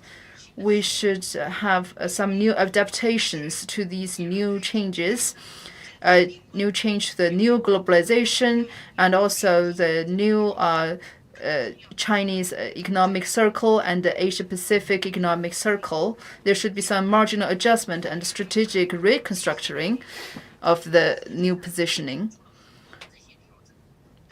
We have seen a series of changes in recent years, but with the acceleration of these brand new changes internationally, whether we can come up with the new changes and have a early or proactive deployment, this is a very important aspect. The third one is the positioning of science and technology and innovation. There's a transition from internationalization and high-end development of education to the physical economy and science and technology innovation system. In other words, in terms of this innovation hub for technology, there should be in the areas of value chain, supply chain, and manufacturing chain. These several chains should positively interplay with each other in the ecosystem, which has positive impacts on each of those aspects. So these traditional ways of understanding these chains may not be sufficient to lead us towards new developments under the new trends of technologies and to help us face those new challenges. And just now on this point, just like what Wang Zhigang and Xu Ze has mentioned, it's about the International Innovative Hub is a very important part of the GBA area's development plan. And when we talk about the readjustment of Hong Kong strategically, that's also important. And we see here that actually Hong Kong has a lot of advantages when it comes to technological innovation. Mainly, it's the advantages in education and basic research. So in the top 100 QS schools, 5 Hong Kong schools have entered the top 100. So their sort of basic research and innovation must be very good. And in terms of finance, legal, city environment, and tax, they have a super advantage as well. And thirdly, in the past 5-6 years, the Hong Kong SAR government has already started a new strategy when it comes to technological innovation, and they established the Innovation and Technology Bureau in year 2015. So the obvious point where this thing changed was in year 2012. Back then, Mr. C.Y. Leung, who was the chief executive back then, he proposed to establish such a bureau. And in 2015, the bureau was actually established. And in year 2017, the Hong Kong Shenzhen area has reached a memorandum of joint development of the Luomazhou area. And in year 2018, Xi Jinping, party chairman, had written to all the deans of those schools and to propose for establishment of an international innovative technology center. And on 8 areas, the Hong Kong SAR government has pushed for innovative development to increase the amount of funding they have to gather, congregate these technological talents, and to provide funding and for infrastructure and basic research, and to review existing laws and to open up government data. And we can see in the recent years, all these strategies has achieved a lot.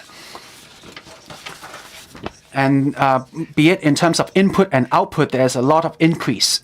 And in various platforms, there are these revolutionary new changes appearing as well. And most importantly, it's in the area of green finance and financial technology, fintech.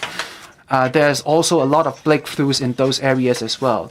But these areas of developments, just like what we've said before, is it sufficient to embrace the new direction of development, the new paradigm known as double circulation that China is espousing? Is it enough to face this context of unseen change in 100 years?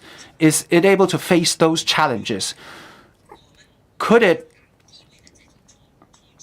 really absorb the impacts on Hong Kong's traditional standing due to technology? I think there are still several shortfalls on that front. The first shortfall is that there's no product chain to support innovative technology.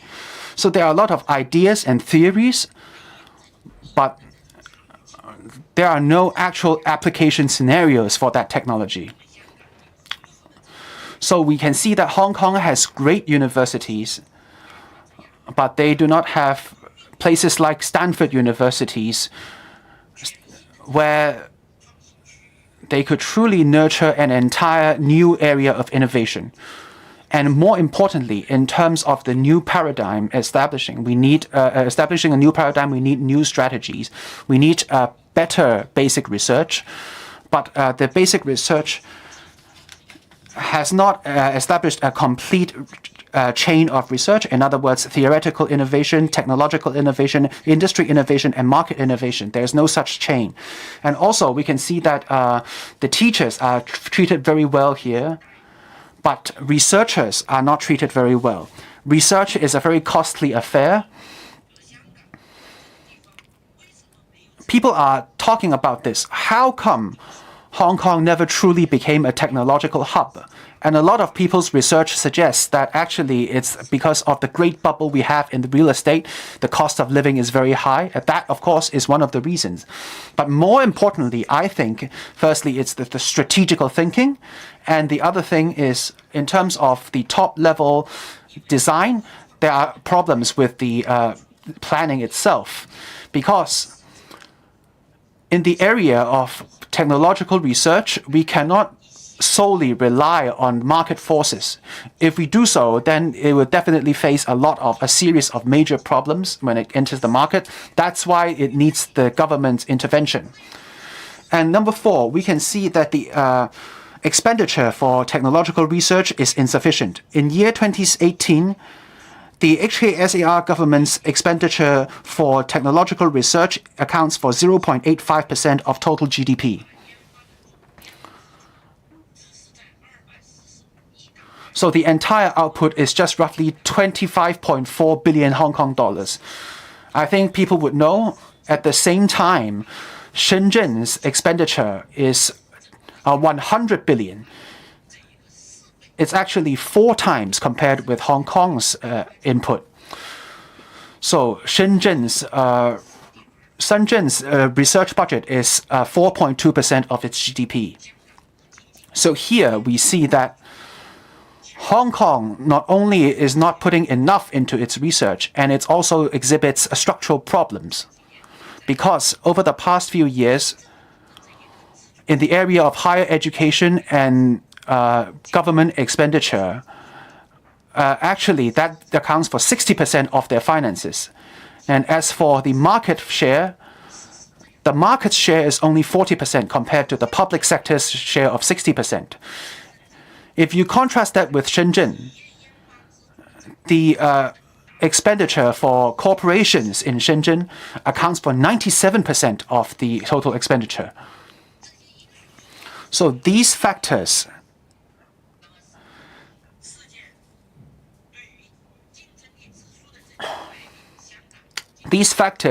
led to the fact that in year 2019, Hong Kong ranked number 3 in total competitiveness in indicators. This is very good.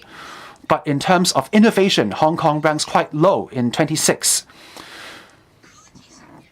So these few points fully illustrates that technology, in terms of technology, both its planning, its platform, its structure, and its funding exhibits a lot of problems. And with regard to these few problems, for the next step, if we want to truly integrate ourselves into part of the self-resilient technological platform of mainland China, and to integrate Hong Kong into the new paradigm of double circulation, I think constructing an international technological innovation center requires several breakthroughs. Firstly, we must create a new structure of innovative chains. Starting from the top-level design, we have to replan everything. And one of the very important parts of the plan is not to simply rely on the mainland and facing the international market. More importantly, you must integrate yourself into the mainland and face the world that way. I think that is a very important part of the strategical thinking. As for the innovative lane and the value chain, which should be combined with the industry chains, and that requires us to make full use of the super huge market we have in mainland China. And China has this strategy of becoming a great innovation technological nation with self-resilient technology. We must merge into that platform as well. And also, I think Hong Kong, in terms of nurturing top-tier talent, Hong Kong has some advantages. It could be a place where top-tier talents for technology and other disciplines congregate together. And there must be a new way and new ideas for nurturing top-tier talent in this globalized context. Thirdly, I think Hong Kong should focus on developing technological trade and international property trade. Hong Kong should become an international property trade center and international property trading center. And Hong Kong has its unique advantages legally speaking, and it has its advantages in terms of financing. And also, number 4, we should proactively obtain mainland research funding and cooperate with international research. So it becomes a midway point for the entirety of Chinese research. and Hong Kong should integrate itself into the greater context of the entire state's plan for research and innovation. And also, we must offer comprehensive support to the platforms we are building right now. We must inspire changes by way of solving problems. That's the new paradigm we must adapt to. And on that front, we must strengthen the research into management of relevant platforms and to host relevant exchanges of ideas. That's a very important part of the work. And that's also a very important angle we must adopt in the coming development. So that's what I have to share with everybody here today. Thank you, everybody. Thank you, Professor Liu. Once again, we would like to thank all the guests for their brilliant sharing and insights. Now we move on to the panel discussion.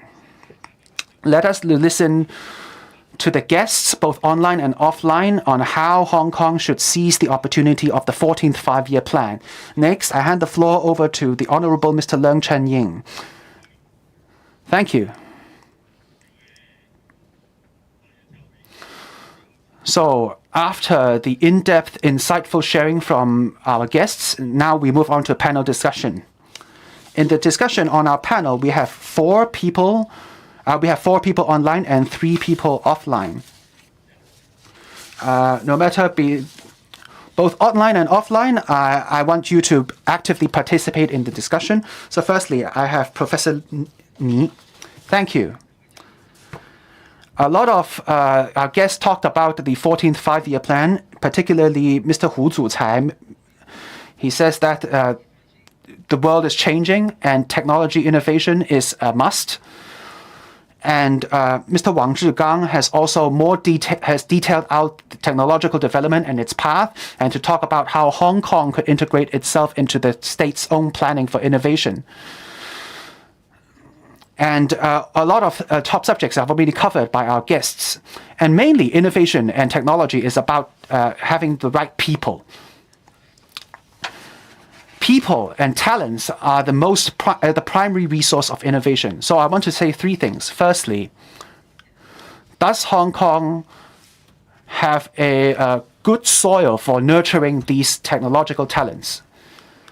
I think Hong Kong should take pride in the fact that they have a lot of high-ranking universities. This has also something to do with the establishment of HKUST 30 years ago, because the establishment of UST has facilitated the competition of Hong Kong universities. So a lot of international scholars have moved to Hong Kong. So I thank the Hong Kong government for promoting the development of Hong Kong universities. And we have also gained the support from internationally renowned scholars.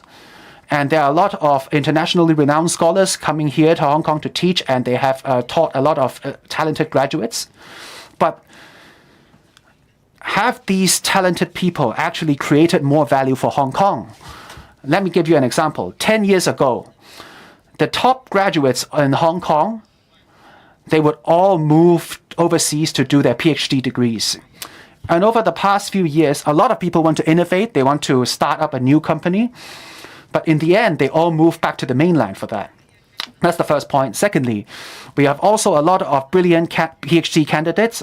Our PhD candidates go to Australia, go to Singapore, and go to mainland schools. Even Europe and American universities would like to have our PhD candidates. Hong Kong's market is just smaller. Thirdly, over the past many years, our university have produced a lot of brilliant scholars. A lot of them are young teachers. They come to our schools and become deans. Every time I see these teachers becoming deans, I'm both happy and worried. The happy thing is, oh, they are famous now. And the worry is, oh, they will leave. They will go elsewhere because they have pay more, they have better conditions. And they have been living in bigger houses, and they have also enjoy greater and bigger science and technological platforms. So for Hong Kong, they can nurture top-tier scientific and technological talents. And but Hong Kong also is relatively small. but Greater Bay Area will provide with a new opportunity. So Hong Kong must further integrate into Greater Bay Area to play a bigger role for the science and technology talents. Many years ago, when the science and technology scholars visit in Hong Kong, actually they look up to us. They know their rules and they have a lot of published papers. And Hong Kong also enjoy very good facilities and laboratories. But 20 years later, actually we should look up to the mainland counterparts because they have catch up already. So actually it seems that we don't have the enough sufficient capital because mainland really develops so fast and rapidly. So for science and technology development, it needs a soil and environment. It needs a supply chain, value chain, and also the further integration of internationally and domestically. So science and technology development needs an ecosystem. So we should further consider how Hong Kong can play in this regard. The experts have said that during the 14th Five-Year Plan, we will build up an international innovation center. Hong Kong's role in the basic research area, actually, to conduct a basic research. Actually, this requires a big amount of investment and funding. So what is the advantage of Hong Kong? What is the benefits for Hong Kong? This is only one way. For Hong Kong, if it wants to further integrate into Greater Bay Area, it needs a mutually beneficial development. So how can we do that? Just now, Professor Liu mentioned some shortcomings and also some suggestions. I would also want to put forward some suggestions. I think at least Hong Kong have this taxation benefit, but we will no longer enjoy the taxation benefits anymore. So what is our advantages? Talents. Actually, the education of children is very important. So how can whether Hong Kong can provide more premium and good quality early childhood education and also AI. AI is a very important area. It's based on big data and also advanced algorithm and algorithm power. And so in terms of calculation power, actually Hong Kong doesn't enjoy any advantages. Only mainland has the calculation power. These should also be supported by government. The Henshan laboratory in Shenzhen is also doing this. And actually, 30 years ago, Hong Kong University is the only area in Hong Kong to design their chip, Huawei Haishi, and they are all our students. But equipment of 30 years ago is already lagging behind now. And the Hong Kong SAR government has given me a lot of funding, but after 30 years, we don't have any funding to catch up. And the mainland Chinese counterparts have already caught us up. So, and the country encourage Hong Kong universities to open branches in the Greater Bay Area. Just now, Professor Liu also mentioned that. We also hope that students of both sides can further exchanges and do internship on the two sides. I don't know. I'm not sure about the foreign universities' intention to open branches in mainland China. But for Hong Kong, our purpose is very clear. We want to nurture more talents. We hope that the nation will give more space for Hong Kong universities to open branches in mainland China, because we enjoy a competitive advantage. We also hope that our expertise will be brought to mainland China to nurture more talents. We look forward to closer collaboration, further exchanges. So the two sides will both put inside the financial resources. Hong Kong is not short of money, so we should also and for the mutual beneficiation. The education and a series of other things are also very important To build up the international innovation center, R&D is not the only thing. We should also need to nurture the top-tier engineers in chip design and other designing, whether we can give them the support to retain these talents in Hong Kong. Shenzhen has put forward some convenience policies. I think Hong Kong should also have the planning so that we can have a more balanced ecosystem to compete. And for the application institution, I want to introduce more. Many of my students and colleagues are in this institute. They also have some very good R&D results, but all these results are contributing to Hong Kong. Actually, we may have to jump out of the box. We know that some of the business operation cannot be successful in the system, so we encourage them to go out of Hong Kong to participate in the development of GBA. It actually is beneficial for Hong Kong in the ultimate end. And finally, just now, Minister Wang also proposed that the basis of R&D and scientific innovation is actually on the innovation of systems. Hong Kong is not short of good planning, but the implementation power and the governance ability is not up to date. We should simplify the administration procedure. We should find a good balancing point. Hong Kong UST, we have a branch in Guangzhou, and 55 buildings will have to be built up in 45 days. It is actually not realistic in Hong Kong. But in Guangzhou, we have seen more than 100 people participating in quality control. And for Shenzhen, Hengsheng laboratory, they also have this brain server, and only in 9 months the whole building was built up. But in Hong Kong, Hong Kong, we have 20 centers. I cannot operate in 1 year. Actually, we have a lot of approval system and these no, that, no. So we have to wait a long time in Hong Kong. So these administrative efficiency needs and must be improved.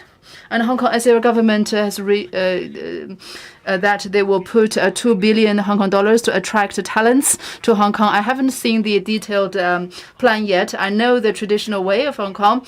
The university will nominate some worldly renowned experts, and then the government will approve.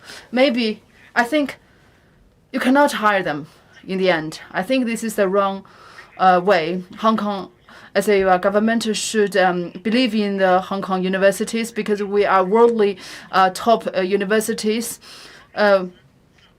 Recruitment of teachers, actually we know better than you. So please trust us.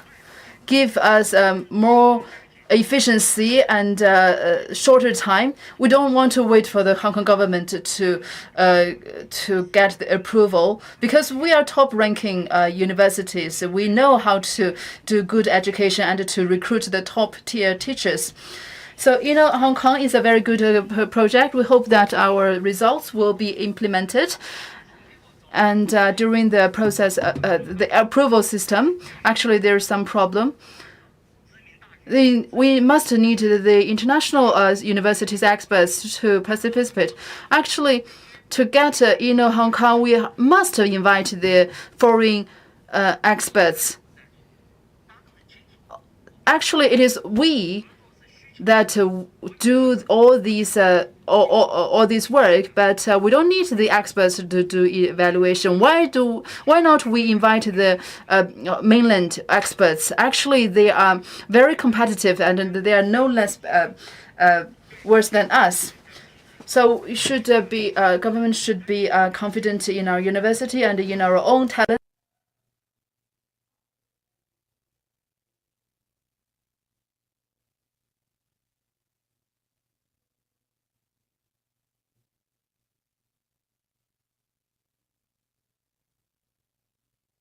Irreplaceable position. Thank you.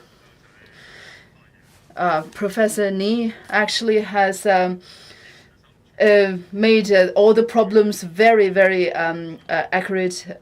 We have our Hong Kong as a colony for 155 years. It must have left some print of old colony.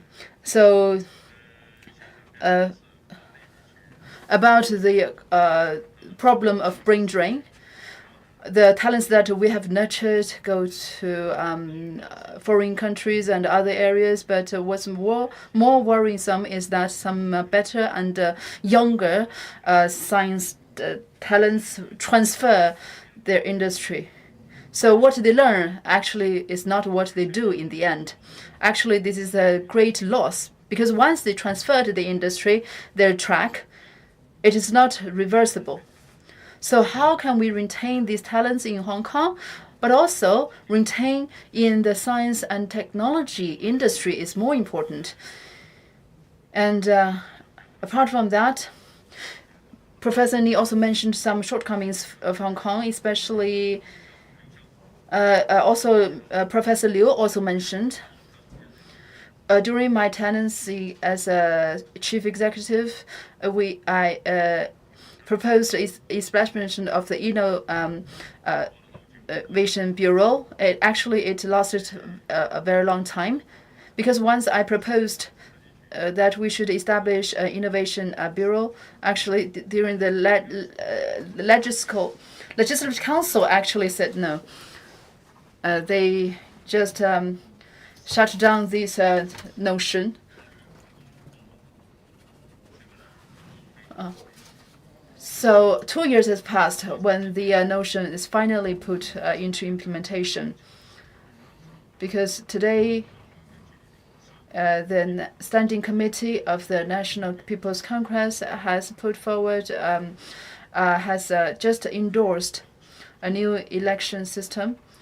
So we should no longer have an irresponsible legislative council, because we paid a great price for such institutions. So we have to draw upon our lessons and also have a refreshed new movement in the future. So any opinions from online, of online speakers? You can raise your hand if you want to say anything. Yeah, Professor Wang. To save time, I think as a Hong Konger, it's important to understand this important national planning. Actually, it may be they're not accustomed to this, because the nation used to have a lot of plannings. But what's new in 14th Five-Year Plan is that it is connected to the long-range objective through the year 2035. It is unprecedented in the 11th, 12th, or 13th Five-Year Plan. So what is not a custom for the Hong Kong people is that the 14th Five-Year Plan is connected to the national economy. They think that the Hong Kong is being planned. But actually, the 14th Five-Year Plan and the long-range objective has difference that has a point that is consistent with the global trend. This 10 carbon summit and the carbon emission goal. Maybe some of you don't know about the 30 and 60 goal. This is the carbon emission goal. It has to be reached in 12 years, in 15 years time, and also like EU and USA, we need to reach the carbon emission goal by 2050. What does this mean? Europe has this phase called backcasting. In other words, it requires that today we must compensate for our future generation, so that the future generation will not be troubled by the environment.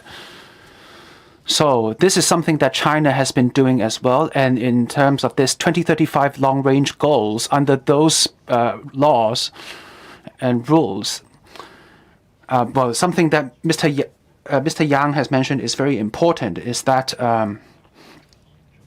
be it in the GBA area or be it in the Yangtze River area.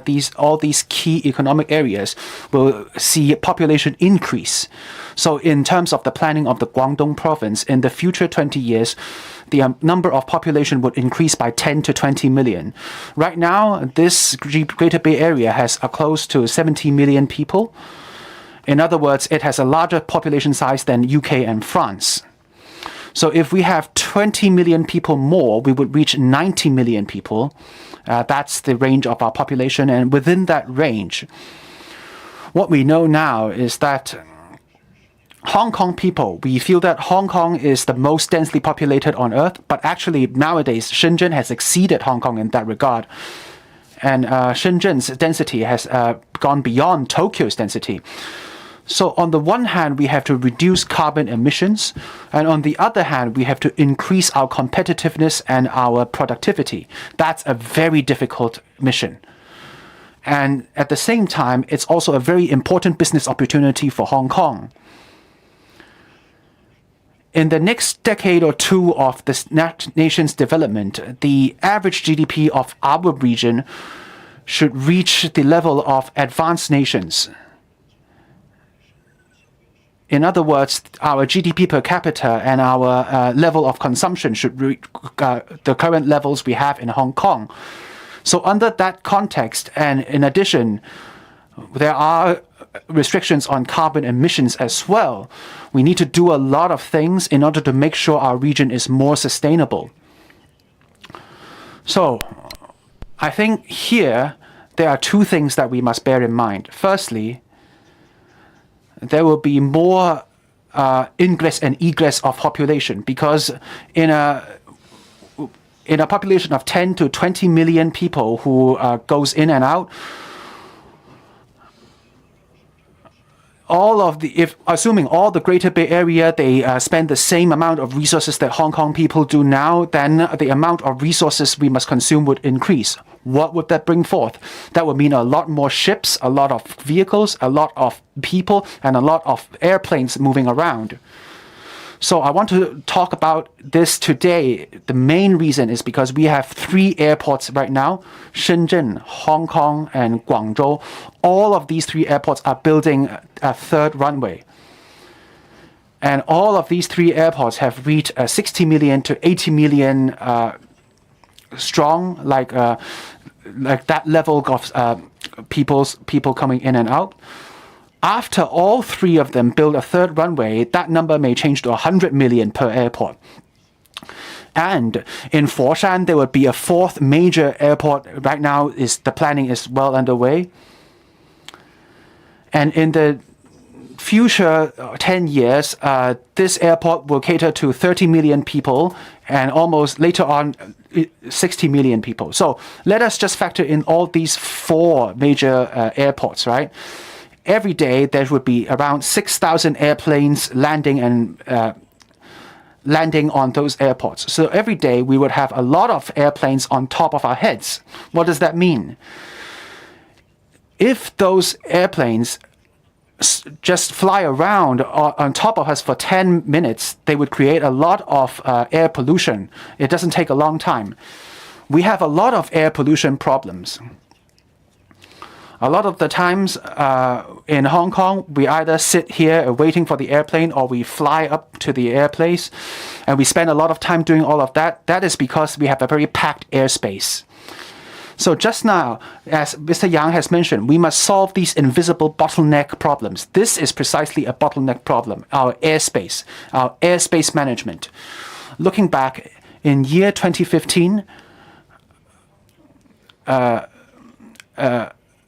Mr. Zhang Weiliang, who was the Minister for Economy in Hong Kong, the Secretary for Economy in Hong Kong, he mentioned one thing, is that when people asked about airspace, he's saying that we are negotiating this matter with mainland China to resolve them, and we would propose proposals to solve this problem by year 2020 and implement them.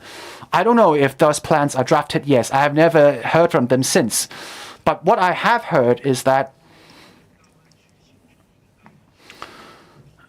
there's a plan to integrate airspace management across the entire Greater Bay Area. In other words, all of these airplanes and all of these airports in the region would integrate their management in order to increase efficiency and coordinate with each other. This is a great piece of news, but we are still waiting for its actual implementation.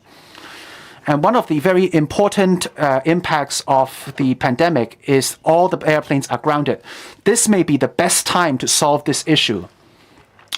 The average citizen may not know, but the Hong Kong airplanes use the British system, while the mainland airplanes use the metric system. So even within the same management center, it's very difficult to have a uniform management across the Greater Bay Area because you can't even have a common language when it comes to describing the altitude of airplanes. This is not something we could solve alone in Hong Kong. It's not something that Guangdong could solve alone themselves. We need help from the central government on the state level. And you have heard from Mr. Xu, we have a lot of progress on a lot of very promising fronts. But on this front, we must have progress as well. And progress on this front is very significant when it comes to environmental friendliness and whether we could achieve carbon neutrality by year 2050. So basically, these new airports cannot do anything new, but we keep on adding new airplanes. We know by now that a lot of these new commerce modes are e-commerce, and all e-commerce flies in the skies. And because they use air freight, so there's a lot of demand for air freight as well. And once the pandemic subsides, everybody will want to fly away and go to a foreign country. So we would see a V-shaped rebound. So this third one-way is too late, because back then we thought the SARS would decrease the demand for future aviation, but that was not the case. Right now, this was not what will happen. Globally, when everybody starts flying, then we will no longer have our chance to make those changes. And why are those changes important? It's not just for the sake of Greater Bay Area. In Beijing, in Tianjin, in Shanghai, in Suzhou, in Hangzhou, they all face the same problem, an airspace congestion problem. Why? Because in Chinese airspace, a lot of it is managed by the military. Only 30% of our airspace is for civilian use. This is something that has to be solved by the central government.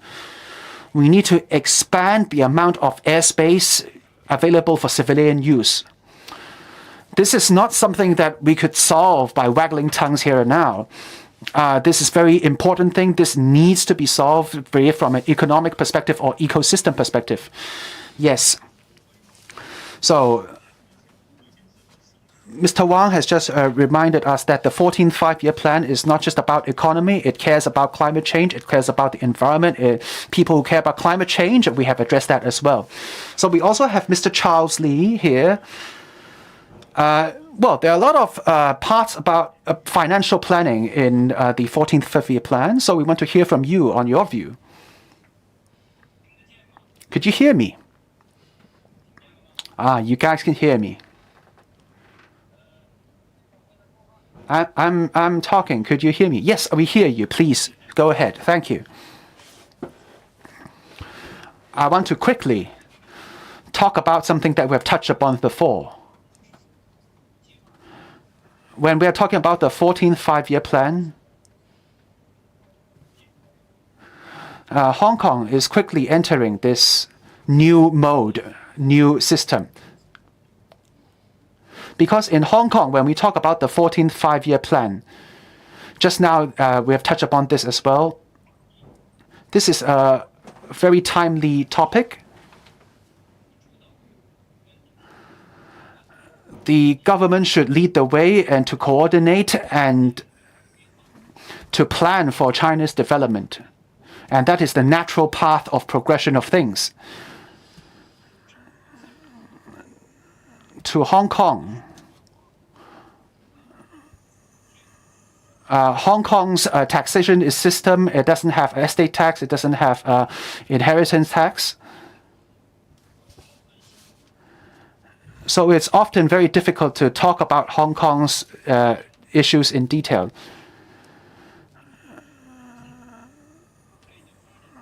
because Hong Kong's development has achieved a certain height already. So right now, it is very difficult to increase the capacity, and it's very difficult to build up capacity. So Hong Kong's problems are more complex. And it's only about 1,000 kilometers square large in size, and there's only a few million population. So it cannot become a leading force in a grander scheme of things in terms of state economy planning. So what we want to talk about here often would not inspire confidence in the Hong Kong people. But if we do it right, there's nothing we should feel confident. If we do it wrongly, then there would be no hope. What do I mean? We have to properly understand that Hong Kong, in the entire 14th Five-Year Plan and all of interaction with mainland China and its development, Hong Kong used to be 30 years ago 27% of China's GDP. By now, it's only 2% of China's GDP. We must understand Hong Kong's physical influence on China's actual economical development is rather limited. Even if Hong Kong uses all its strength, we cannot solve China's problems, and China cannot solve its problems. So its physical influence on China is rather limited. But its chemical influence is huge. Hong Kong's direct influence on mainland's development is limited because, after all, Hong Kong is a small place. But in terms of China's position and standing in the global development, it has a lot of influence that could be converted. In other words, quantitatively, our influence is small, but qualitatively, our influence is large. That's why we shouldn't just focus on the direct physical influence. We should look at because if we look at that side of things, Hong Kong is too small. We will lose confidence. But we look at the chemistry, we look at the issues of interconnectivity in terms of our systems and our contributions to China and influences to China, including both positive and negative influences. That's huge. That's why Hong Kong has to implement one country, two systems.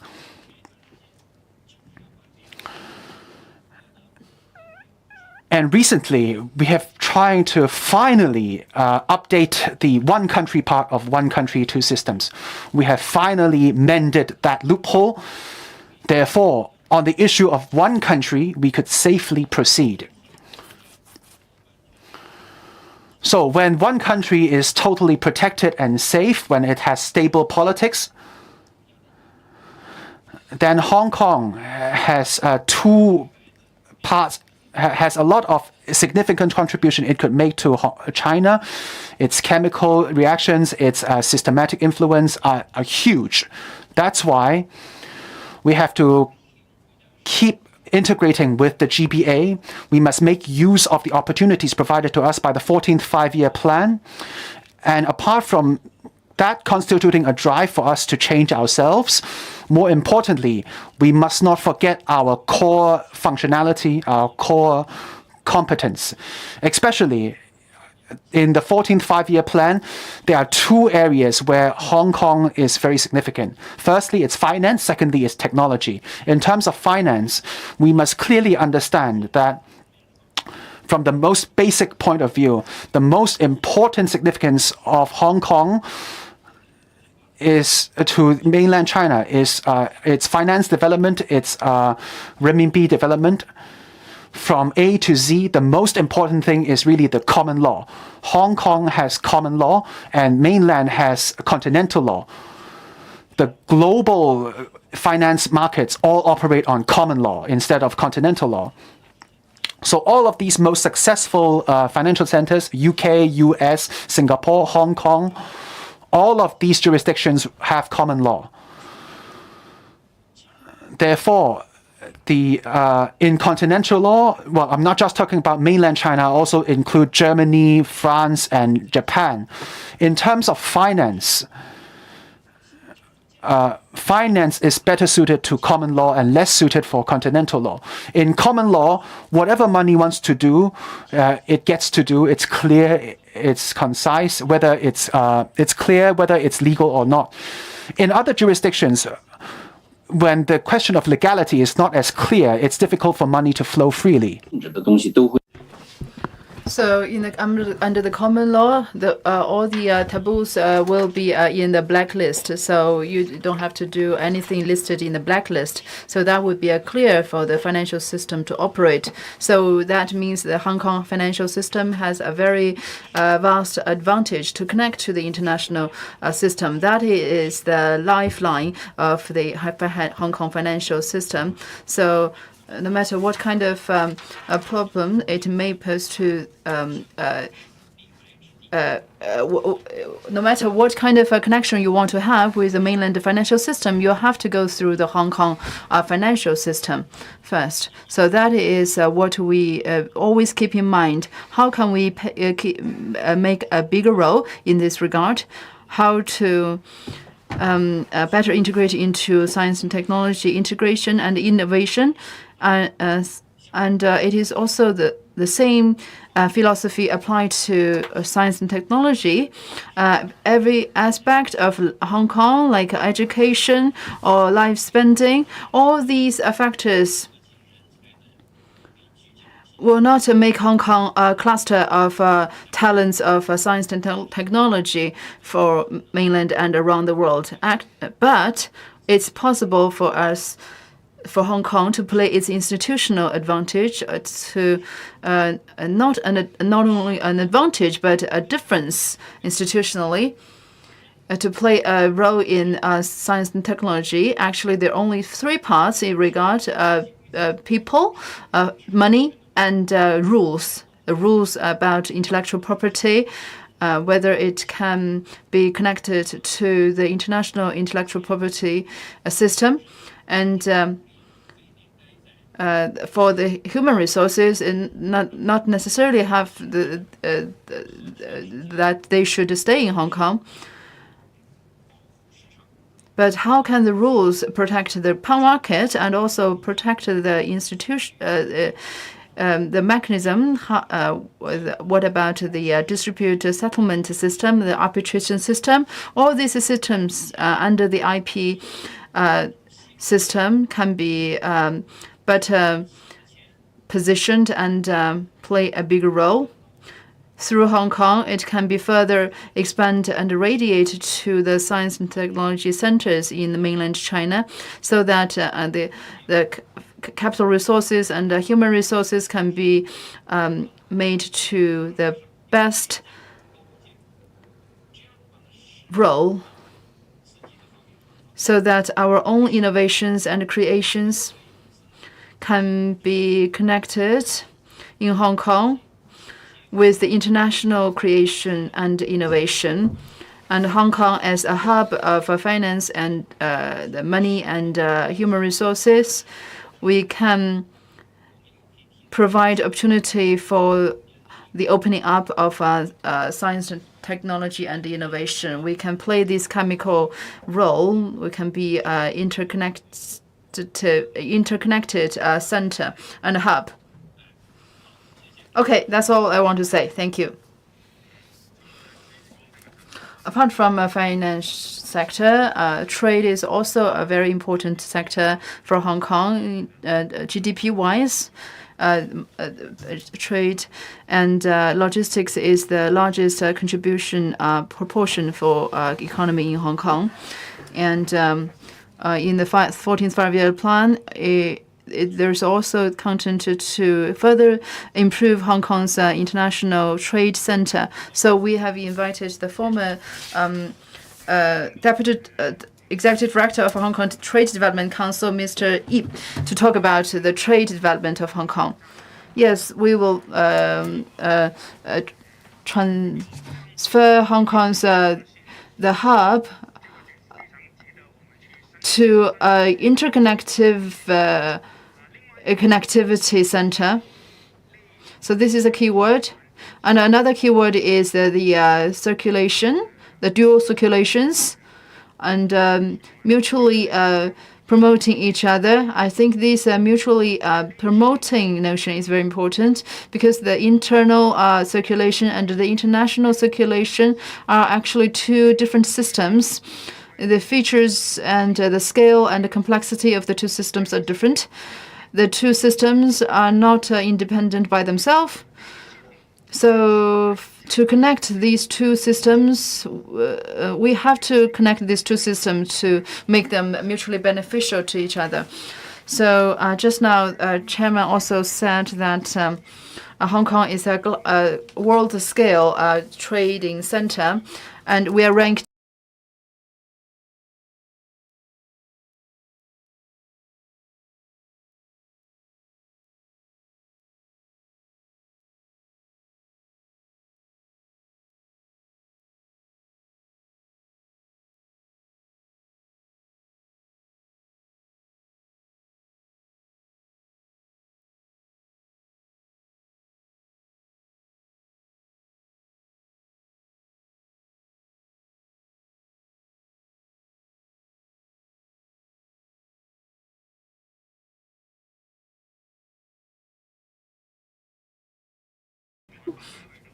just now.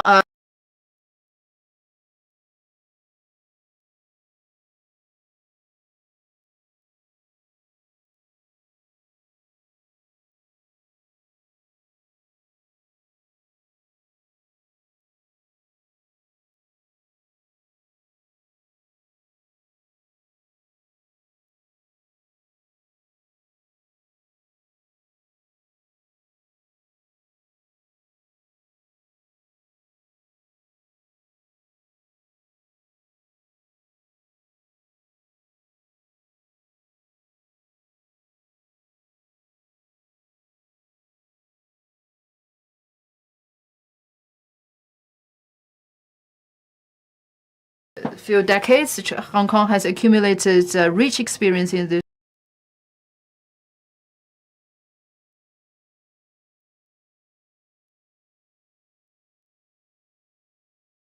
A very important role of a connector. We will further discuss on this role and see how Hong Kong can play its advantage to serve the nation. Yes, Hong Kong trade. Actually, these two words may have a different meanings.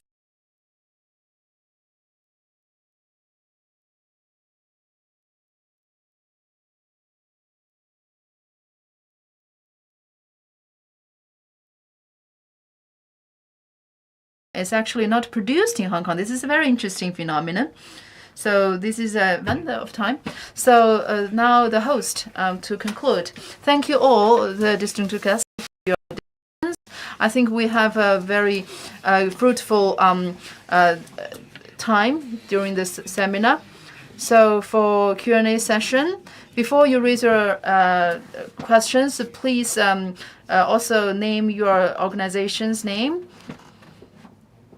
You can raise your question in Putonghua, Cantonese, or English. I'm from Leung Media. I want to ask Mr. C.Y. Leung. Actually, for Hong Kong people, we don't know much about the 14th Five-Year Plan.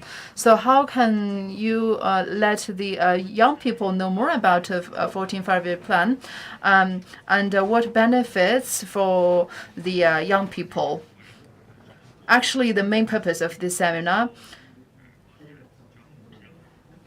is through these interpretation and explanation of experts, we raise our attention about 14th Five-Year Plan. This is a continuous work, and we really thank the media friends to participate in this seminar and to also spread the voice. We will continue to pay our efforts, and also under the cooperation with the Hong Kong Coalition and the One Country Two Systems Research Institute, we will further develop. Okay, the last question. I also want to ask C.Y. Leung. I'm from Hong Kong 01. We don't want to the Legislative Council to be irresponsible anymore.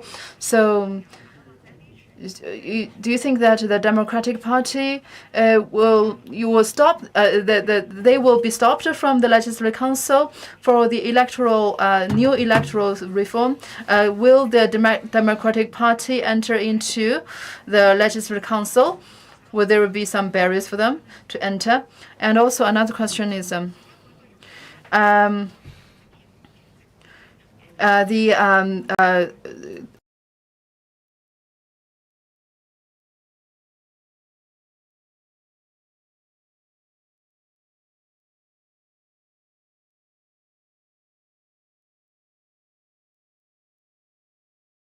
that question. And for this Legislative Council, we have seen this filibuster action and their damaging actions in the Legislative Council. I will reiterate what I said previously. To have a new start and to stop what they did in the past and have a new start. Okay, thank you all. We will come Mr. C.Y. Leung to have a concluding remark.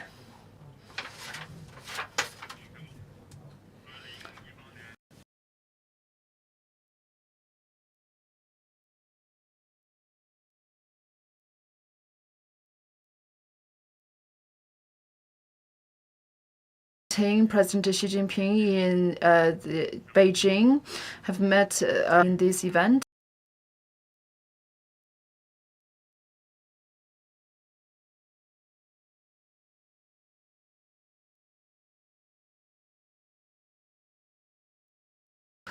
Contribution to the nation's reform and all our hopes.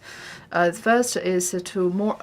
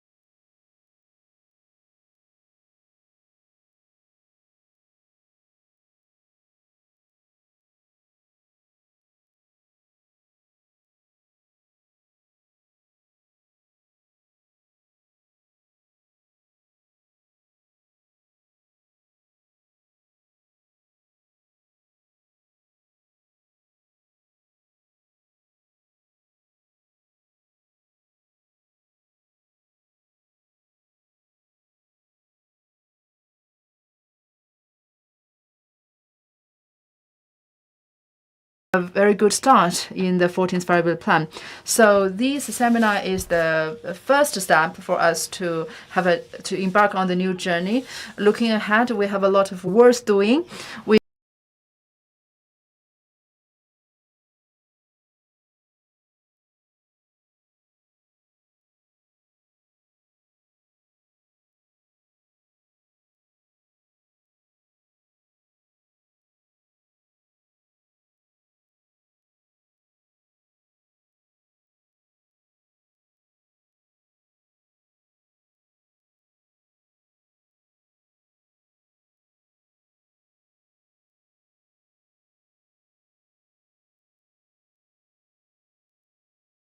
And contribute your due share to Hong Kong and the national development. Today's seminar is is a complete success. It is a very meaningful sharing of all thoughts and suggestions. We really appreciate 100,000 people attended to our seminar.